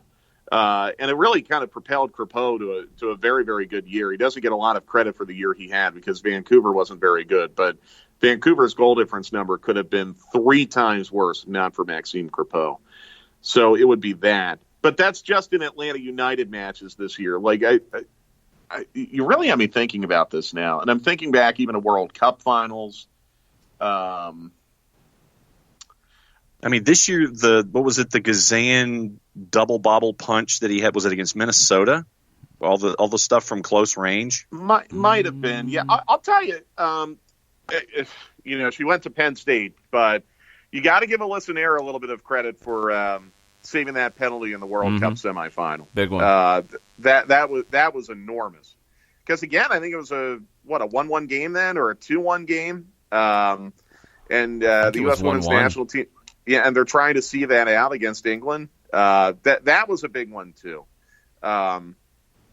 Boy, this is probably one on the 19th when you get back to me. There you go. On the 19th. I'll have some time to really, really reflect on that because, just thinking about the World Cup finals we've had since 1990, the men's World Cup finals, I can't visualize a just unbelievable how did he do that type of save in those World Cups. I mean, the penalty shootouts he had, 94, it was just missing the net. Yeah. 06, I can't really remember how the 06 shootout played out. I can't remember an incredible save in it. No, nothing beyond the routine. Who was it? Was it Fabian Barthez in 2000? Oh, no, 2006 was Italy. Excuse me. Italy and France. It was Barthez and Buffon. Buffon was the Italian keeper. So, but I don't even remember. Was that 5-4? I don't even remember off the top of my head. Yeah, I don't how that played out. So, really good question. The Stephen Fry one, I think, for the moment and when it happened, without double checking, I think it was in extra time as well. Yeah, and he's leaning back to almost pull it back out after it's a little past him. Incredible. That was such a weird shot, though.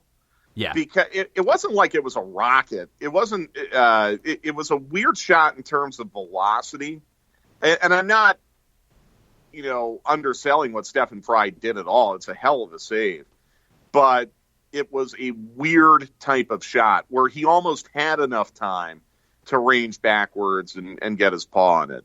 Does that make sense? Yeah. If that shot comes at higher velocity and it's on frame, it's probably a goal. For sure. But Alex says Parkhurst's save against Columbus in the 17 playoffs. I don't care if it wasn't from a goalie. Yeah, Does absolutely. that count? He doesn't get credit for a save in the stats, but yes, that would count in my book. Well, who in the 99 Women's World Cup final cleared a China goal off the line? Was it Carla Overbeck? Christine Lilly. Then you talk about moment to moment. That was an extra time, wasn't it? It was. In a scoreless game in the World Cup final. So, if we're counting that, then that's a whole different discussion. I want to say that might have been in the era that had golden goal as well. I think it was. Yeah. I think it did overlap with that. Yeah. Doesn't get much more clutch than that in a World Cup final. No, not at all. We'll get into that more. We'll see what Egan thinks about it as well. I'm sure he's got some interesting ideas. Egan. Egan. Well, yeah. One time in the Belgian league, Kevin's range of knowledge is unbelievable. He'll come up with something that we'll probably all scramble to our phones to see on YouTube. For sure. Well, have a good weekend. I would say enjoy the match, but you're not going to be watching. So yeah, I can't. Enjoy not watching. Yeah, you ain't the only one, brother. Yeah, it's too soon. But look, good luck here's the big thing.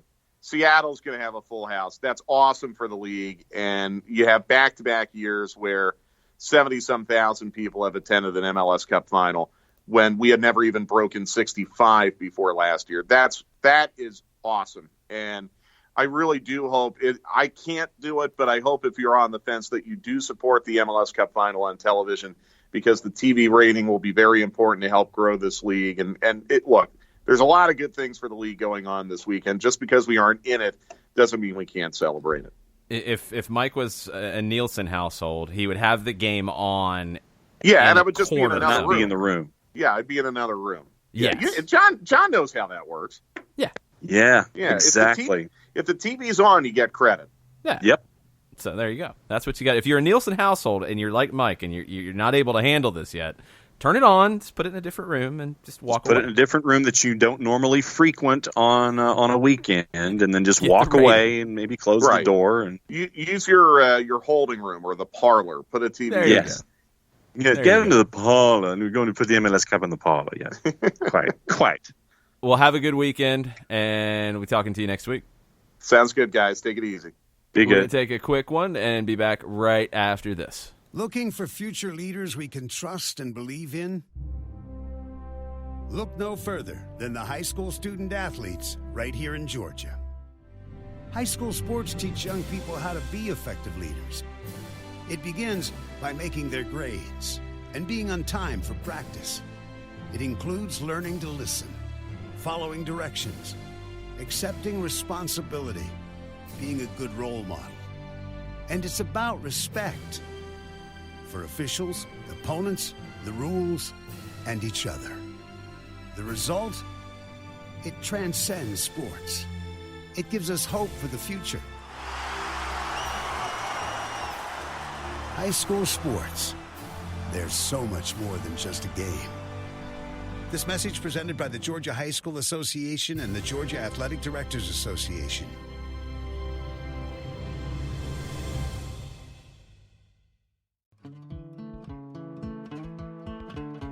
Today's show is presented by Appolinsky & Associates, personal injury lawyers with over 30 years of experience, supporters of Atlanta United, Faction, and Inter-Atlanta Youth Football Club. If you've been hurt in a wreck, contact Steve today at steve@aa-legal.com or call in 24/7 at 404-377-9191. The initial consultation is free. We know that every driver is different, and a one-size policy does not fit all. That's why Country Financial offers a variety of discounts, so you get the coverage you need and the savings you deserve. From good driver to good student, multi-policy to multi-car, we've got a discount to suit every driver. Call Jason Wright at 678-568-6871 today to see what you could save. On Facebook at Jason Wright Agency or by phone at 678-568-6871. Discounts vary by state. Policies issued by Country Mutual Insurance Company, Country Preferred Insurance Company, or Country Casualty Insurance Company, Bloomington, Illinois.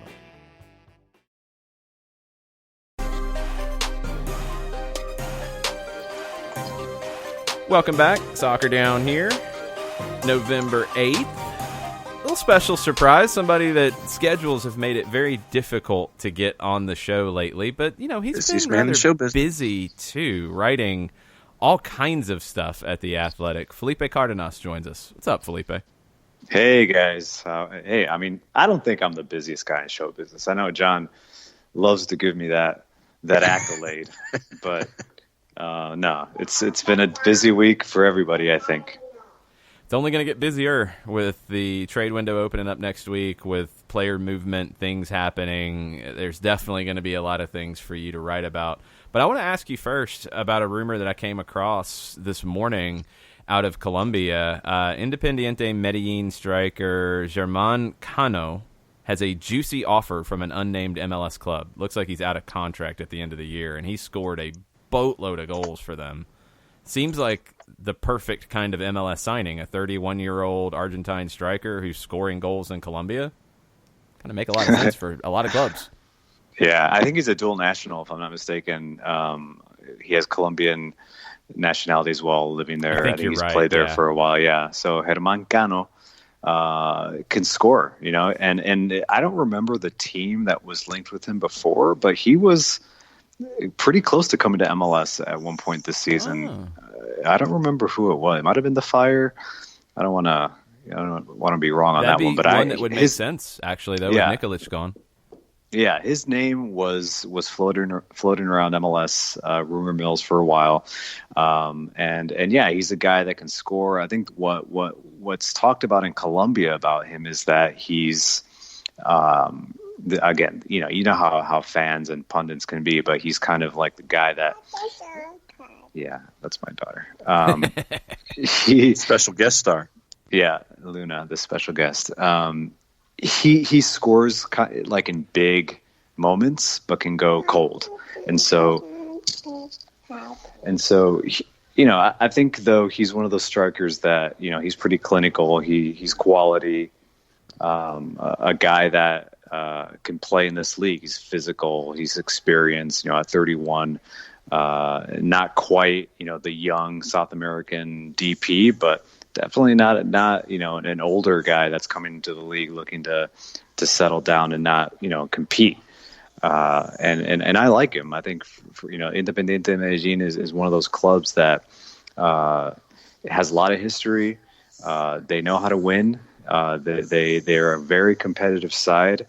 And so if Montreal wants a guy that can score, that can finish, and that can play with the ball at his feet, Cano's one of those guys. Looks like, as you were mentioning it, back in December, he was linked to RSL, and RSL reportedly sent Olave and others to try to court him to come to RSL back last December, about a year ago. So that must have been it, yeah. That's your Herman Cano update from this morning.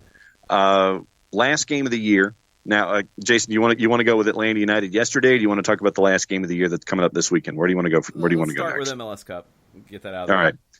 All right. So last game of the year, it's going to be this weekend. Atlanta United is not a part of it, and we had Mike Conti on in the previous segment discussing things. And what's your initial vibe, Jason, with predictions using our Thanksgiving side dishes? Is fairly confident. He was putting one of his favorite side dishes on a very big win for Seattle. He was thinking 4-1. I wasn't thinking that big, but what's your initial vibe on this one?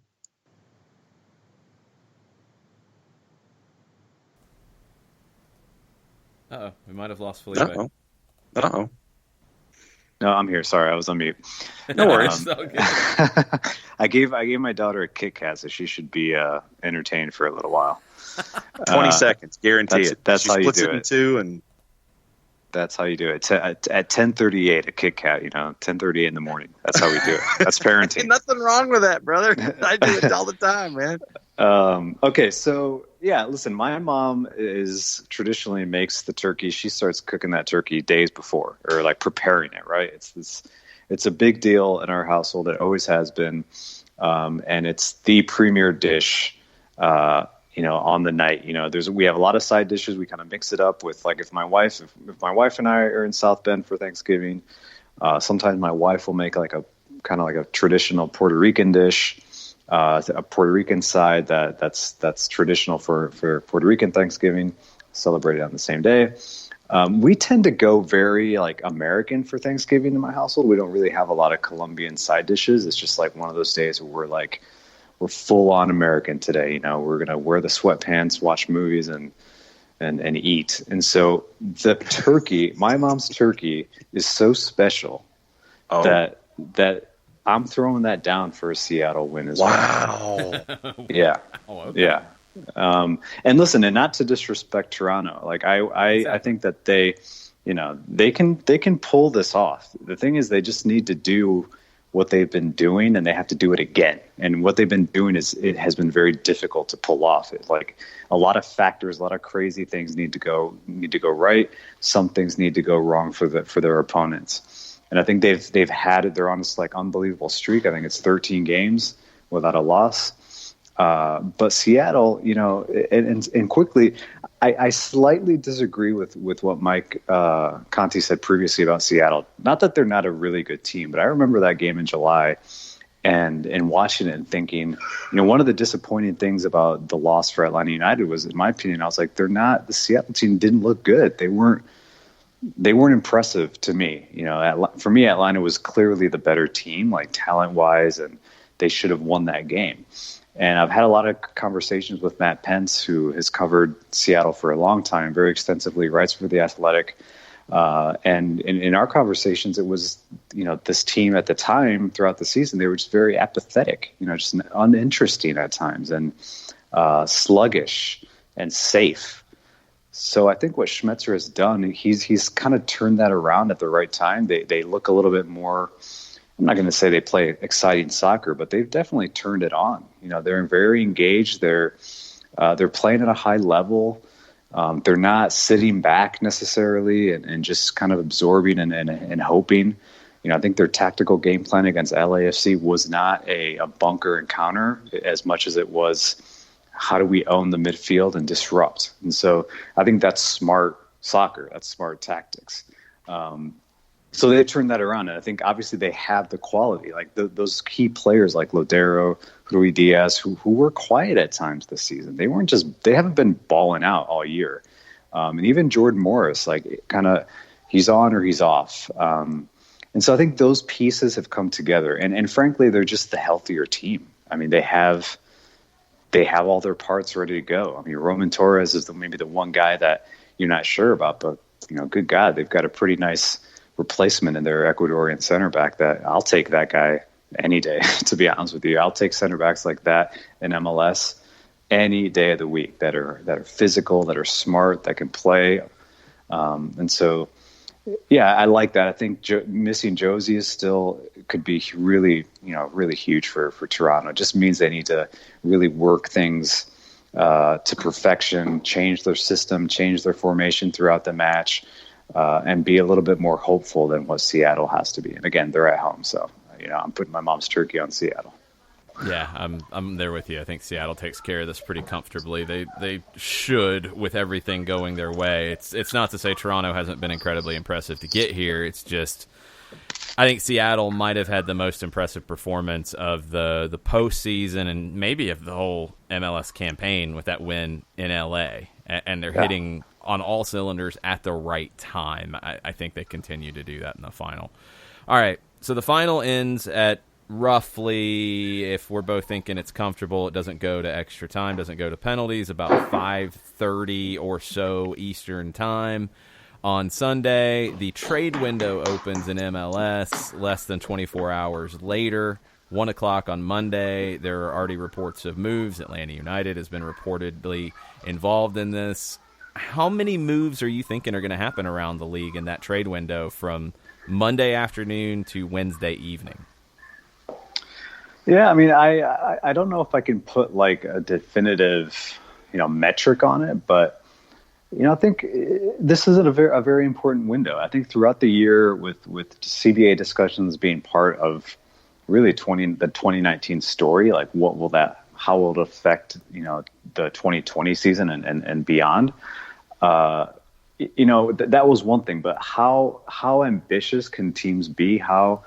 What kinds of ways will technical directors, owners, general managers look to upgrade their squads? Which teams are going to stand pat and be like, we're good, we're going to stay with our core guys and kind of hope for the best. So, I tend to think that MLS is I wouldn't say slowly, but there is I feel like momentum towards being a little bit more ambitious, changing the way you build your squad, having players that can be difference makers. Because if this league, if it is a league built around parity, which I think it is, you need players. You need like 1 or 2, 3 players that can open games up, that can, break down a 1v1 matchup, that can win their 1v1 battles, whether it's defensively or in the attack. I tend to think in the attack,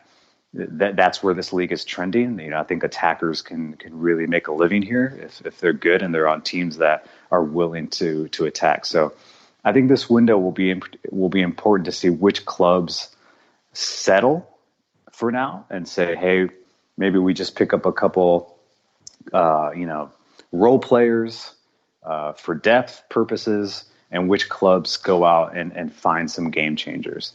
I think there are a lot of, for instance, like LAFC, you talk about LAFC and the Galaxy, like for instance, where are they? Those are 2 clubs that are now, globally visible, and they're expected to have stars. Are they going to reload?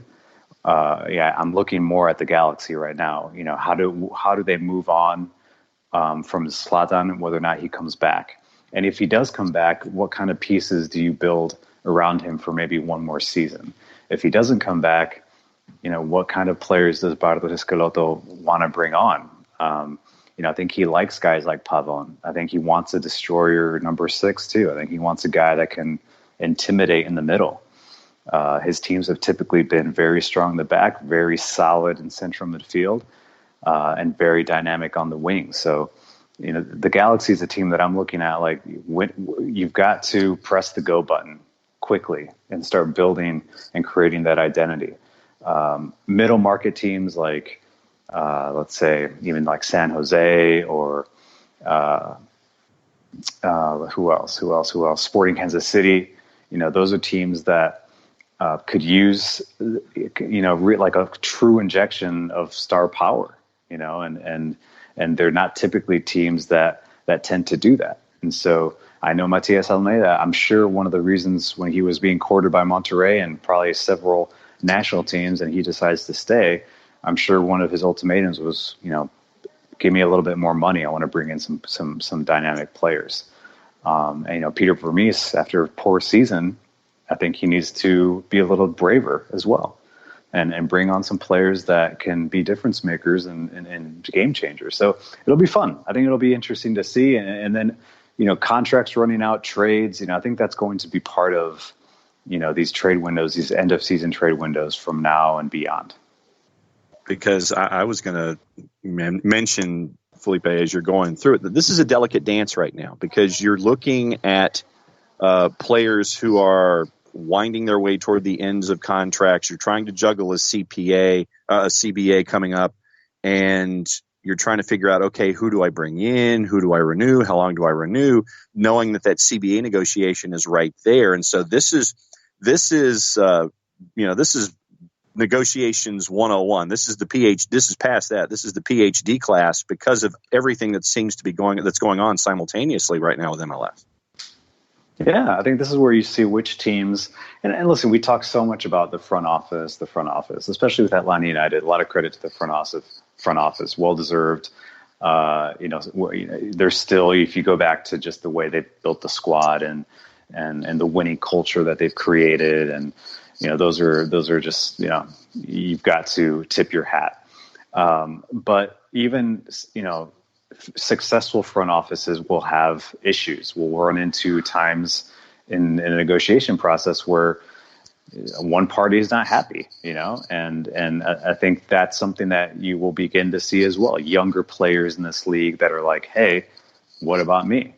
And players that maybe before weren't too interested in how the CBA works and what their rights are. I think now, even international players, which is something that, at The Athletic we've covered, the international players are very much involved in the CBA as well. They understand what's at stake. They understand that they do have rights that they want, a better quality of life and certain things that'll just like increase the way that they perform and improve the league. So you're going to have more players asking for more value, to be valued more. And that'll be part of that. That's something that every team in MLS, whether you are a big club, one of the big three, big four, or a smaller club, you're going to run into these situations where one guy's looking on Twitter or, hey, look how much this guy got. I think I'm just as valuable. And it's just, I think that's what happens in every league, here in the States and around the world. It's just, that's part of it. You need to negotiate. You need to keep players. Sometimes you need to cut them loose. And so, yeah, I think you look at Julian Gressel and he's, yesterday Jeff Loreno spoke and was very adamant and very candid about, I think, to quote him, he said it sucks that, some players, younger players are having to wait and depend on what could potentially happen with the CBA as far as, and how they manage their future contracts. So it's kind of bad timing for some, but I think this generation of MLS, it's like they've been, quote unquote, chosen to be the ones that push this forward. And I think they're embracing it. I spoke with Alejandro Bedoya when they were here in town before the game. And, Bedoya, that guy will put on boxing gloves. Well, actually, no, I think he'll dip his wrists or his fists in glass and fight anybody. Mm-hmm. And so he was, when I asked him about, are the players prepared? I'm paraphrasing here, but are the players prepared to fight or to potentially go into a work stoppage? And he was just like, he just changed. His body language changed, and he almost like squared up to me, and he was like, yeah. He's like, we're ready to fight. We know what we want. We're the product. To them, it's like, we're the product. Look at Miami, look at LAFC. Like, now you have Sacramento. This is what he was telling me. He's like, now you have these teams coming up and building stadiums and, jumping into the league, but they need players. And if we're not happy and if we're not willing to play, what are you going to do? So that was kind of what his, spur of the moment response was. But I think what it says is that the players are very, very, they feel more prepared than they ever have. Yeah, it's definitely the trickiest negotiation that the league has ever had, because they're actually coming from a position where there are things to fight about. The league is growing. The league is, I think it's impossible to say that it's not, and there's more money coming into it, and the players are going to fight for their fair share of that. And this is going to be a negotiation. I think the two things I'm looking forward to coming out of it are when it gets done and how long the term is. Because you look at the next 7-8 years of MLS, you have a new TV deal that could change the league's fortunes in a big way, and then you have a World Cup in 2026 in this neck of the woods that will absolutely change the fortunes of the league going forward. And at those 2 points, the players will then be able to come back and push for even more, because there will be more to push for. Right. You guys can hear me, right? Yes. Oh, yeah. Okay, sorry. Sometimes I forget if I muted it or not. All right.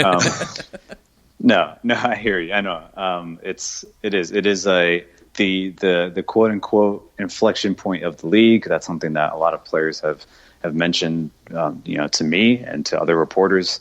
When asked about the CBA, I remember that was something that Alejandro Bedoya told me several times when we spoke earlier in the summer. They understand. Now, it doesn't mean they're just like, the players are going to win this thing. It's just not that simple as well. It's not that easy. I don't think they're expecting that either. But I think if you just like listen to the tone, first of all, they have a unified message, which I think is important. It shows that they have gotten together and that they've thought this over, and that they have very intelligent players representing the MLSPA, and that they're confident and that they understand their rights. So. Again, it's not like, hey, this is going to be, get out your popcorn and see what happens, but it is, something to keep your eye on for sure. All right, tease us. What do you have coming up at the Athletic in the next few days? Well, I'm going to pitch some new stories for Atlanta United. I think, once we are given access to Frank de Boer and Carlos Bocanegra, I think that'll happen, next week at some time. The obvious questions about pretty much everything we've talked about here on the show, like what does the immediate future of this team look like? And I think preseason is just around the corner. So and it's going to be an interesting preseason for clubs like Atlanta United that once again will be competing in some international tournaments, but they've been there before. So what changes? I think looking around the league, there are stories to be told. I have some stories for Atlanta United that are kind of off the pitch type stories that I'm trying to coordinate interviews for, that I think will be very interesting for the readership, and not just fans of Atlanta United, but just kind of behind the scenes type things involving tech and different stories that aren't necessarily related to what's happening on the field. I think those are good ones for the off season. And the classic player features. We're going to see who we can get a hold of around MLS, and just keeping our eyes on the moves. I think for the Athletic, we're fortunate to have these reporters like Paul Tenorio and Sam and Matt and Jeff Reuter that are very well connected around the league, and I think it'll be one of those things where we're all kind of collaborating together to see who's moving, who's not, who's staying. So I think that's something, obviously follow all of us that write for The Athletic, but keep your eye on The Athletic's Twitter account as well. Awesome. Well, we'll be catching up with you hopefully next week when the trade window closes to kind of take stock, because it sounds like a lot of clubs will be looking at what's in the market. And is it a busy market? Is it a slow market? We'll have to wait until Wednesday night to find out. Thanks, Felipe, and tell Luna thank you as well. Always. Okay, man. I'll let her know you guys said hello. And we'll send Kit Kats. Oh, yeah. Yes. It's her favorite. Perfect. We'll talk to you soon. All right, guys. Take care. We're going to take our final break, come back, and answer some Twitter questions right after this. Looking for future leaders we can trust and believe in? Look no further than the high school student athletes right here in Georgia. High school sports teach young people how to be effective leaders. It begins by making their grades and being on time for practice. It includes learning to listen, following directions, accepting responsibility, being a good role model. And it's about respect for officials, opponents, the rules, and each other. The result? It transcends sports. It gives us hope for the future. High school sports. There's so much more than just a game. This message presented by the Georgia High School Association and the Georgia Athletic Directors Association.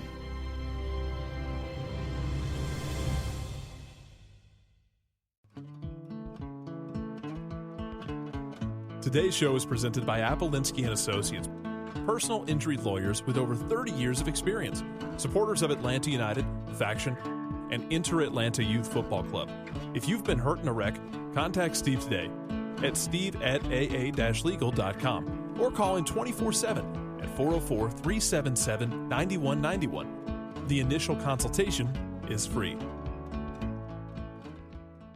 We know that every driver is different, and a one-size policy does not fit all. That's why Country Financial offers a variety of discounts, so you get the coverage you need and the savings you deserve. From good driver to good student, multi-policy to multi-car, we've got a discount to suit every driver. Call Jason Wright at 678-568-6871 today to see what you could save. On Facebook at Jason Wright Agency or by phone at 678-568-6871. Discounts vary by state. Policies issued by Country Mutual Insurance Company, Country Preferred Insurance Company, or Country Casualty Insurance Company, Bloomington, Illinois.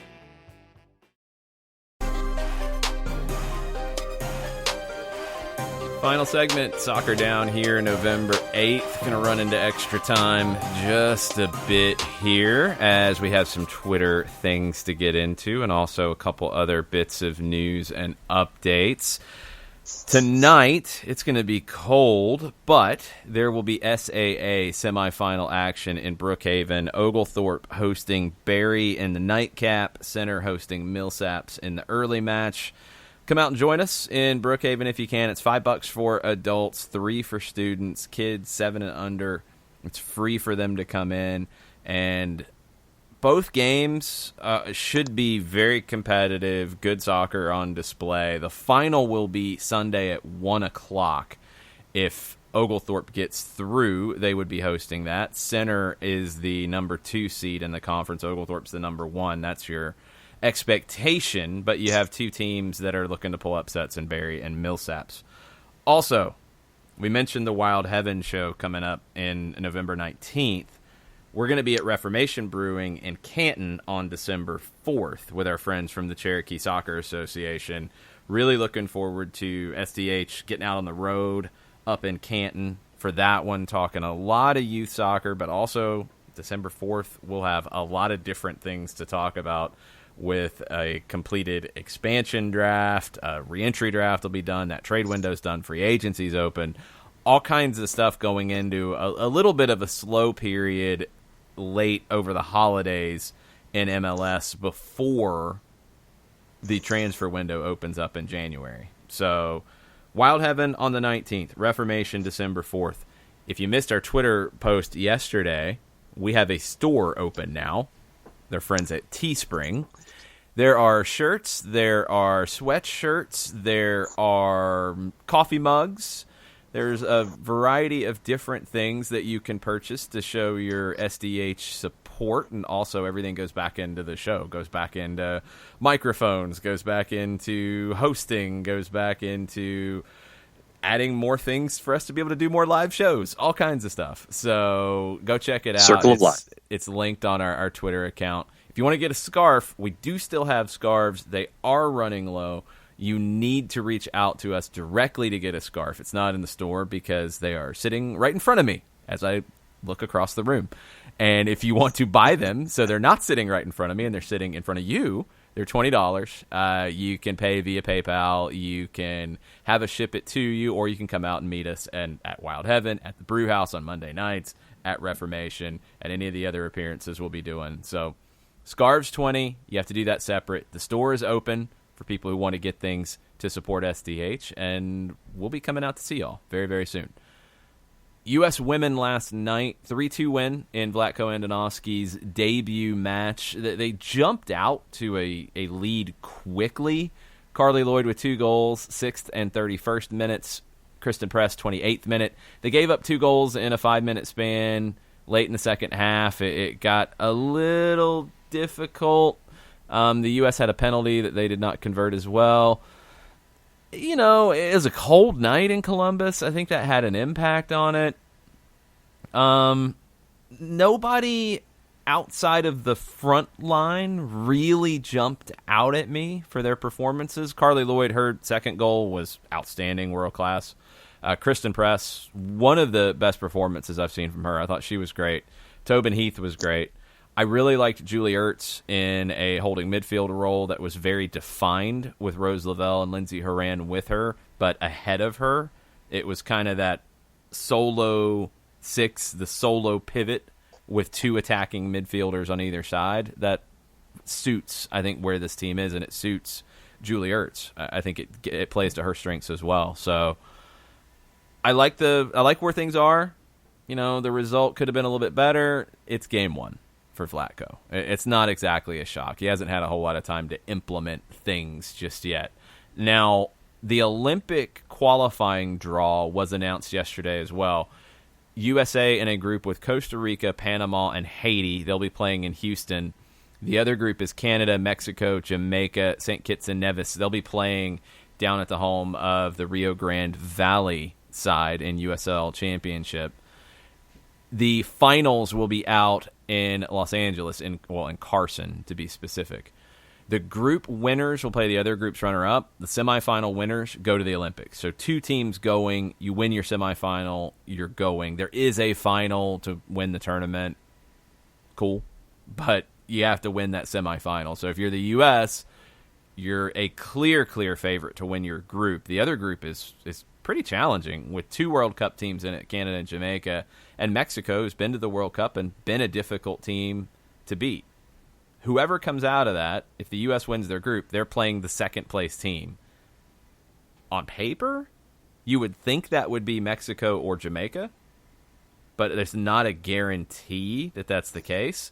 If Canada slips into that number 2 spot, and you're playing off with Canada to go to the Olympics, it's not a guarantee. That could be tricky. Mexico or Jamaica are easier matchups for the U.S. Canada could get interesting. Yes. So that will be in February. And I'm looking to see what attendance is going to be like in Edinburgh at the home of RGV. And when I saw the locations, Texas was not a surprise. Edinburgh, for me, was. They've done events there. CONCACAF's done plenty of events there.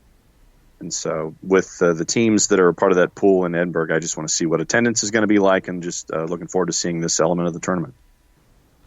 Yeah, it's going to be competitive. I think it's going to be good. I mean, Costa Rica is a growing team on the women's side. Haiti as well. They could give the U.S. more problems than you might think, but definitely the United States got a good draw in Olympic qualifying. It's that other group that is quite tricky. So we'll see how it plays out. One bit of rumor that has popped up, and this is out of Montreal on a manager's name that has emerged as a potential manager for the Montreal Impact. Laszlo Bologna. He is a former Romanian footballer, and he's the current manager of Royal Antwerp in Belgium. Very defensive, and that was what the Montreal folks were saying about him. Like, that doesn't seem to fit what Joey Saputo would want out of his team. So It's the only name that's really emerged out of the Montreal Impact managerial chase. I would like to think there'll be more. That a very defensive manager, I don't think that's what Montreal needs. No, right there with you.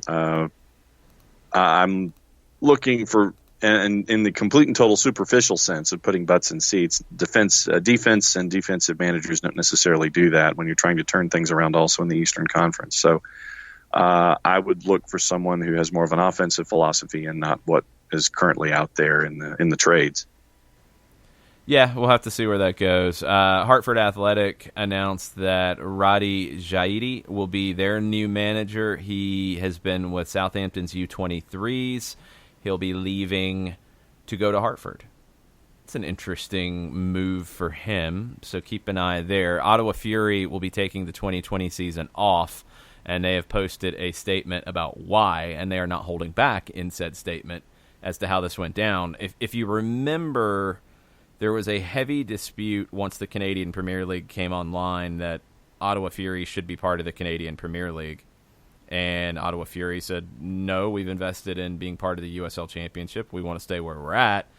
They were allowed temporarily to play this season in the USL Championship, and they have worked diligently, according to them, from early in the calendar year to making that at least a more official thing for a multiple-year agreement to stay in the USL Championship. And it, according to the Fury, it's just been delayed and delayed and delayed and delayed and delayed to the point that they don't feel like they can continue in 2020, planning for 2020, without any clarity. Like, you're getting past deadlines, and they're going to sit out 2020. And that's a loss for everybody concerned. It doesn't help anyone here. No. Mark Gowdy, president and CEO of the parent company, Ottawa Sports and Entertainment Group. I think it's apparent that soccer's hierarchy is trying to force Fury FC out of the USL. The governing bodies do not respect the investment that we've made in Canadian soccer, our contribution to the development of soccer in Canada, or the value of our USL franchise. The USL has been very supportive and has vigorously lobbied the U.S. Soccer Federation and CONCACAF on our behalf.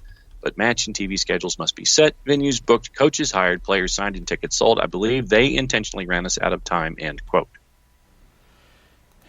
We'll see what happens. Let's get into the Twitter timeline and questions that you guys have as we wrap up. Tafka, what are y'all's thoughts on Lucas Silva? He had the irregular heartbeat years ago, now seemingly past history, but he's completely without a club. Guys who are without a club have to worry you the longer they're without a club.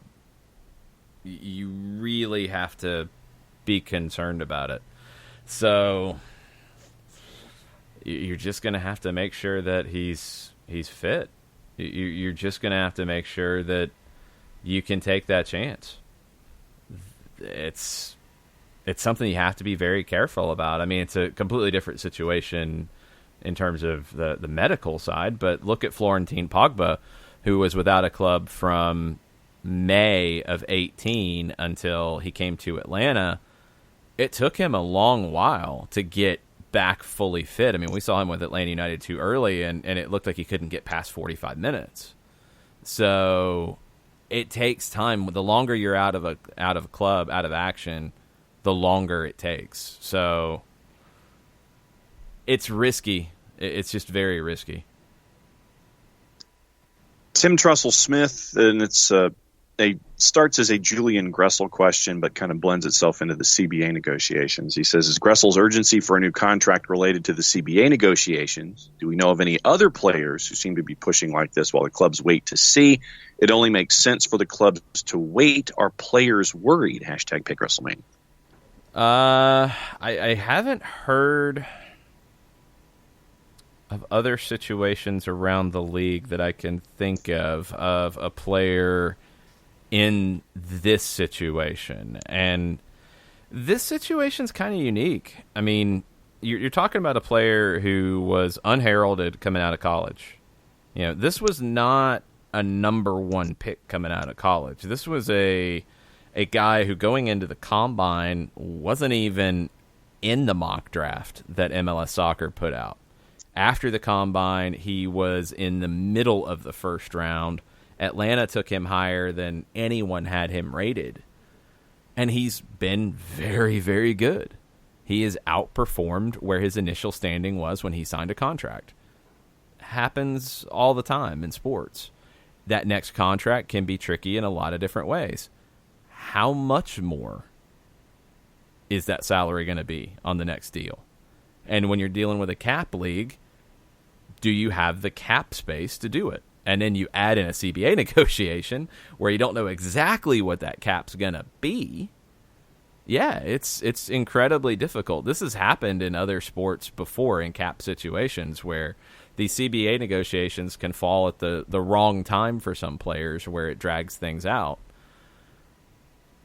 There's not a solution at the moment. I really don't think there's an obvious solution at the moment because you're going to need to know how much room you have, and there are other decisions to be made too on other options, other potential long-term deals that need to be signed, and that's going to affect all of it. It's not in a vacuum, and that's the thing that I would probably stress to folks at this point as people get frustrated and are waiting for answers. A Gressel move is not in a vacuum. There are other moves that affect it. There are trickle downs. There are other decisions for the club as a whole to make. And there are also going to be, as we've seen with Darlington Nagbe, there are going to be other clubs who make offers for anybody, all across the board. I mean, the amount of offers that a club like Atlanta United would get on a regular basis would probably blow your mind. Not many of them are worth really considering fully, but do offers come in? Yeah, all the time. Because you have a lot of great players, and you have players who some clubs would look at and say, well, I could do more for them. I could pay them more. I could feature them more. I could put them in a different type of spot. That's the nature of a big club. So nature of a big club combined with a salary cap, combined with an uncertain salary cap with the CBA, and you have this situation, and it's difficult for everyone concerned. Shiva, talking about MLS Cup is so sad and depressing for me right now because we're not in it, but then I think about having to face a Seattle team that could have come to the Bend, sat back, frustrated us, get a win, and left an MLS Cup on our home field. It makes me more relaxed. If there's a team I would not want to face in the playoffs or a final at home, it's Seattle. Oh, and my vote for best save goes to Miles Robinson earlier this year. Don't remember against who. Yeah, I remember the Miles Robinson one. I'm trying to remember who it was against. I know exactly which one you're talking about, where he tracked all the way back and made the play on the line. I agree. The thing about Seattle, I think the whole thing about them sitting back and frustrating everybody, that's overplayed in multiple reasons. Atlanta folks are very sensitive to it because of what they did last year coming in. That was a different Seattle team that didn't have Raul Ruidiaz as a focal point yet. So they did what they had to do. And teams do what they're going to have to do. Like, if that's what's on the cards for you, then yes, that's how you're going to play. And I think that's how Toronto will play on Sunday. Seattle didn't do that in Los Angeles. They didn't just sit back and not play in Los Angeles against LAFC. They were defensive. They looked to counter. They took advantage of what LAFC gave them, and they punished them. But they were not negative. They were negative here in 2018 in a regular season game. They were negative the week prior to that in New England. They were not negative against LAFC. It's okay to be defensive sometimes. Think about Atlanta in the postseason last year. You know? I mean, it is what it is. You have to do whatever it takes to win. I don't think Seattle is as negative as people have given them credit for. And I definitely don't think they're going to be negative and defensive in the final. I think at home, against a team that they can definitely get out and run at and put pressure on, I think Seattle controls the match from the opening whistle. Waka Tata Flame comes in this morning. Yes. Which games next year would you like MBS to open up the full stadium? The ticket rep told me they'll be doing the 6 game passes for Upper Deck again. It's his favorite non-season ticket holder value. Let's do the new teams. Miami, because Miami should be craziness. And Nashville, because I think you could get a good number of Nashville fans traveling for that. It'd be cool to do that, because I'd like to see Nashville do the same thing and open up everything at Nissan Stadium for that. So we'll take those two. We'll take LAFC, because they'll be back next year. And this is assuming the scheduling remains the same, the format remains the same. So we'll take LAFC, we'll take Nashville, we'll take Miami, we'll take Seattle because I think they will be the defending champions. We'll take Orlando because we do. And one more. It's getting trickier to do.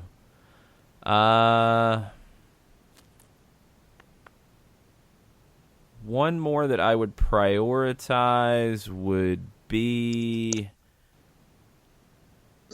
probably New York City. Man, there's questions because Red Bulls, there's questions about what they'll have next year. There's questions about Portland. You could do both New York teams if like the Inter-Miami game for whatever reason falls on a Wednesday and you're just not able to do it. I would prioritize Nashville over Miami. I would prioritize LAFC. And if Seattle wins the MLS Cup, I would prioritize them. If Toronto wins MLS Cup, I would prioritize them. That's the way I would look at it. So I've got maybe 8 or 9 that are possibilities. One will be decided by MLS Cup. Others could get decided based off if they're midweek or not. Thomas Gawain, in the topic of the morning, he agrees with you that stuffing is a part of the subset of dressing. Yes. Stovetop intends, and that's his word in quotes, for it to be stuffed in the bird, even if not everybody does that. You've got to worry a lot about stuffing not being cooked at the correct temperatures. Yes, definitely that. Yeah, I mean, you can cook it differently. You can make it dressing, but it's called stovetop stuffing mix. So they're telling you, yes, this is how you should do it. But if you don't want to do it that way, or you're not cooking a bird and you're just making the stovetop to make stovetop, then cool, do it that way. They're hedging their bets by calling it stovetop, but also calling it stuffing. A mix. That's the mix seems to be for me the no. That has nothing to do with it. You are picking the weirdest things to jump on. That has zero to do with it. That has nothing to do with it. It's in a box. Of course, it's a mix. It's not something that's done by hand. Have you made stuffing, by the way, or out of dressing? The box? You made it out of the box. Of course. Okay. You really want me to cook? No, that's why I figured you hadn't ever made it. That is correct. Okay, then there you go. So just smile and nod and just keep going. I'm just going to eat. Ricky Ricardo with the save that popped into my head, but you disallowed the Higuita scorpion kick save because the whistle had blown. Yeah, the whistle had blown. I think there was an offside or a foul or something. That's why he did it. There's not a save. So it doesn't count. It's awesome, but you're not going to do that if it's an actual play. The whistle hadn't blown. Five Stripes Forever asks, how odd is it that the MLS Cup final is at noon in Seattle? And we were complaining about a 3 p.m. kickoff, that it was crappy for a final if it had been here. What time would tailgating start? #sunrise. Yeah, it'd be a breakfast tailgate. I mean, I guess you get somewhat used to these things in Seattle because they do have a lot of 3-4 o'clock Eastern kickoffs in Seattle. I mean, our game in Seattle, for example, was, I think, a 4 o'clock Eastern when we were out there this year. It could have been a 3 o'clock Eastern or 3:30. It was one of those where, I mean, we're at the stadium super early. So, yeah, I mean, I guess you get a little more used to it. I think for MLS Cup purposes, I don't love the Sunday afternoon game this time of year. I like the Saturday night game better. If I have to choose between one or the other, I'm going to go Saturday night. Of course, it being on ABC, they couldn't do Saturday night because of college football. But I think in general, from an MLS perspective, they're going to be better off on Saturday night than Sunday during the day. I do think Friday night could be an even better option for an MLS Cup. And yes, it's an MLS Cup, and yes, it would be on a Friday night, but that could be the best of both worlds. I'm kind of leaning that way. But if I had to rank them, I'd go Saturday night next. I think it's going to get lost in the shuffle in general, and that's a shame. Ricky Ricardo also wants us to rank your desired opponents and destinations for CONCACAF Champions League. Could be because of the country, the club, food you want to try, whatever. Okay, so let me pull this up right now. So I have it in front of me. Jamaica, Portmore. My gut reaction, and no, I'm not going to be persuaded by John and his foolishness. Let's see. So, in the pots, give me the breakdown because I want to make sure I've got it right. They have not updated it yet on Wikipedia. Good job, Wikipedia. Okay. I think I know it off the top of my head anyway. All right, so León is a possibility. Portmore United is a possibility. Saprissa and San Carlos from Costa Rica are possibilities. Alianza from El Salvador. Comunicaciones from Guatemala. And 2 from Honduras, Motagua and Olimpia. Okay. So, ranking them in order of what I want. León would be the one that I want to see the least. Yes. Saprissa would be next. Mm-hmm. Then I'm going to go with... Alianza? Motagua? I'm going to go with Motagua next, and then Alianza after that. And on all of these, the bottom 4 are because they're good teams. And I don't want to see them at this point. So, okay. So then that leaves San Carlos, Comunicaciones of Guatemala, Olimpia of Honduras, and Portmore. So I will go... The one I want to see the most is San Carlos, because I think that's the easiest team in the best place that I'd like to go see again. I like Costa Rica. I'll go Portmore next, because I think they would be the next easiest team, and Jamaica's pretty cool. Then I will go Comunicaciones next, because I think they're the weakest team out of who's left. And then Olimpia would be next. They'd be in the middle. Yeah, for me, I would have flipped Portmore and San Carlos because I've been to Costa Rica to see a match. And, yeah, I want nothing to do with León, Saprissa, Motagua, and Olimpia in the opening round. No chance. I think San Carlos... Well, Portmore and San Carlos, quality-wise, probably about the same. I think both are matches that Atlanta should win. I think San Carlos might even be a little bit easier. So that's why I'm leaning that way. Okay. Let's see. A lot of discussion about the AM this morning. Joe Boss, just for the record, stuffing sucks. Dressing is the best side of Thanksgiving. I can leave off the turkey. Just give me dressing and green bean and squash casserole. I don't like stovetop stuff. Just pulling out of the box and making. I want no part of that. Joe Boss says stovetop is just garbage. Yes, I would agree with that. Good stuffing or dressing, it's creative. Like I know some people have done like pork dressings that have like sausage mixed into it and stuff. Like, okay, cool. I'm in, especially with a good gravy. I'm in. But just bland out of a box, I could care less. I could absolutely care less. And tip of the hat to Five Stripes Forever for listening live for the first time. So, hola, welcome to the fam. Yes, it happens. We do this. We talk live and we take questions, and things get stupid sometimes, and that's what we try to have happen on a regular basis. And so stovetop is garbage, and Joe says second only to the bagged Stouffer's crap. Yeah, okay, I can agree with that. So. We're officially caught up, sir. A lot of folks went to AM discussions and things like that this morning, and it's good that folks are having conversations amongst each other because that's what part of this is, too. Yes, absolutely dig it. The Athletic posted some updates in an article that Sam Stejkal posted right about 11 o'clock. Okay, let's run through them real quick. We'll definitely get into these on Monday in more detail because I think there could be more detail by then.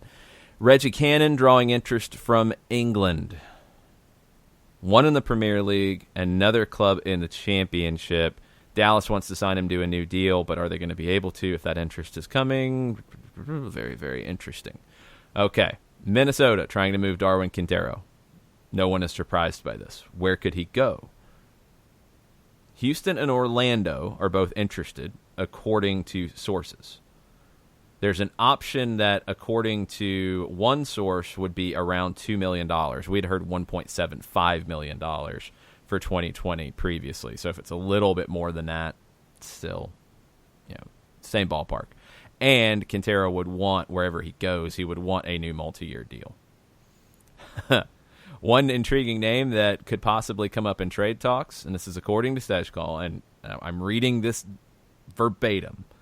One intriguing name that could possibly come up in trade talks for Quintero, ?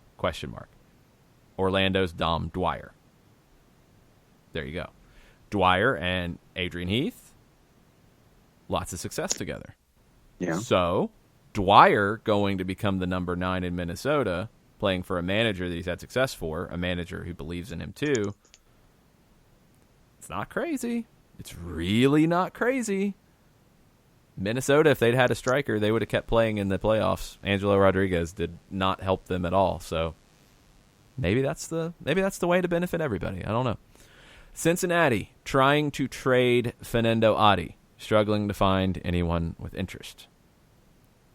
Columbus Crew could be one of those. Hasn't gotten serious, though. Remember that Adi played for Caleb Porter in Portland for a number of years. The salary is going to be the issue. I mean, he's on a big salary. It hasn't been good for him as of late. You're going to have to figure that out. Cincinnati has also shopped around Alvis Powell and Darren Maddox in recent conversations in recent weeks. Okay. More from Stejskal as we wrap up. Diego Valeri contract saga expected to come to an end within the next week. Maybe this weekend. They're trying to get him on a multi-year TAM deal, and they want to get this done before the protected lists have to be submitted ahead of the expansion draft. So it's sounding good for Diego Valeri back to Portland. Ooh, this is interesting. Multiple sources said that Columbus are seriously listening to offers for midfielder Will Trapp. That makes the reported Darlington Nagbe deal to Columbus a little different, because I thought yesterday that if you're going to have Nagbe go to Columbus, you're going to have Trapp and Nagbe together. Defensively, there were concerns there, but maybe that meant Artur would be the odd man out. Maybe not. If it's Nagbe and Artur, can Artur become the number 6? Nagbe to be the 8, but in an 8 kind of role that we saw him in Atlanta, where he would drop deep and he would be the one who builds up possession like Trapp has been doing? Potentially. But also sources have said that Trapp would prefer to move abroad as opposed to a trade within the league.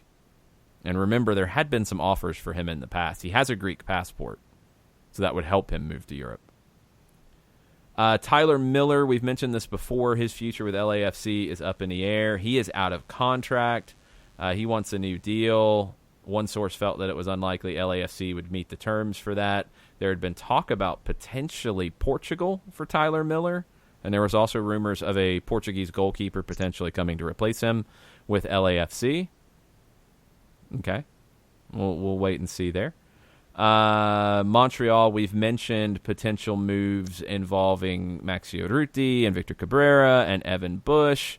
That the Evan Bush part is followed up on here, that they are willing to make the move. Several teams have engaged the Impact in talks centered on Daniel Lovitz. He is out of contract, not eligible for MLS free agency. Intriguing.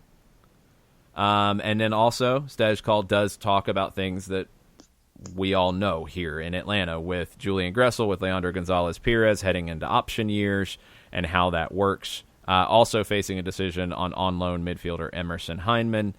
Salary, per a source, set to rise several $100,000 from the $360,000 he made in 2019 if Atlanta opt to purchase him from Bournemouth. So that would put him, I'm guessing, just if it was 360 and that was prorated, you're probably looking at the Nagbe type of range for him that Nagbe's deal was in, which if that deal goes down, then he's not in, and then you've got lots of configurations to make. But you're also going to have more allocation money to work with coming back for Nagbe to make some of those things happen. So that's your update. This is Friday. Monday it opens. You're going to have everybody in Seattle for the weekend, so there will be talks. There will be things that happen this weekend in Seattle. I think you'll get some announcements. Portland would be one to keep an eye on with Valeri. Don Garber has his State of the League address this afternoon. There could be nuggets there to follow up on.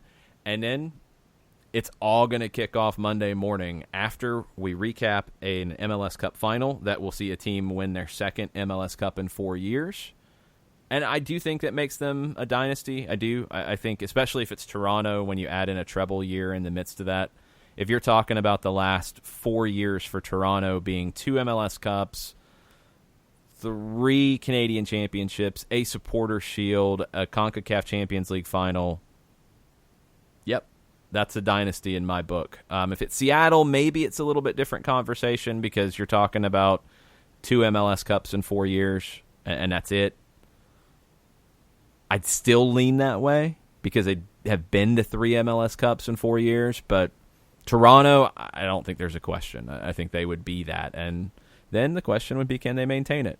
What do they do in the trade window to try to maintain that? What does everybody else do to try to catch up?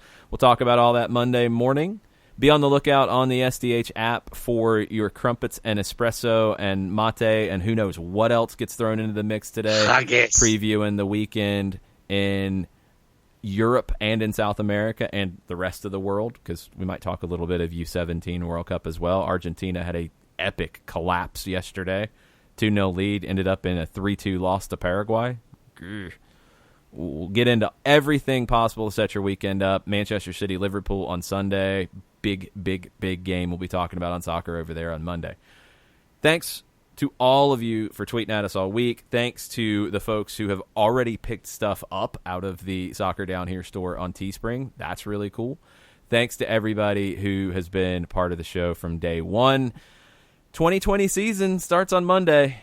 We're going to have a lot of things to talk about. The hashtag watch of all the watches will be a quite compelling drama all off season. So, for John, I'm Jason. Much plot, y'all. Much plot, y'all.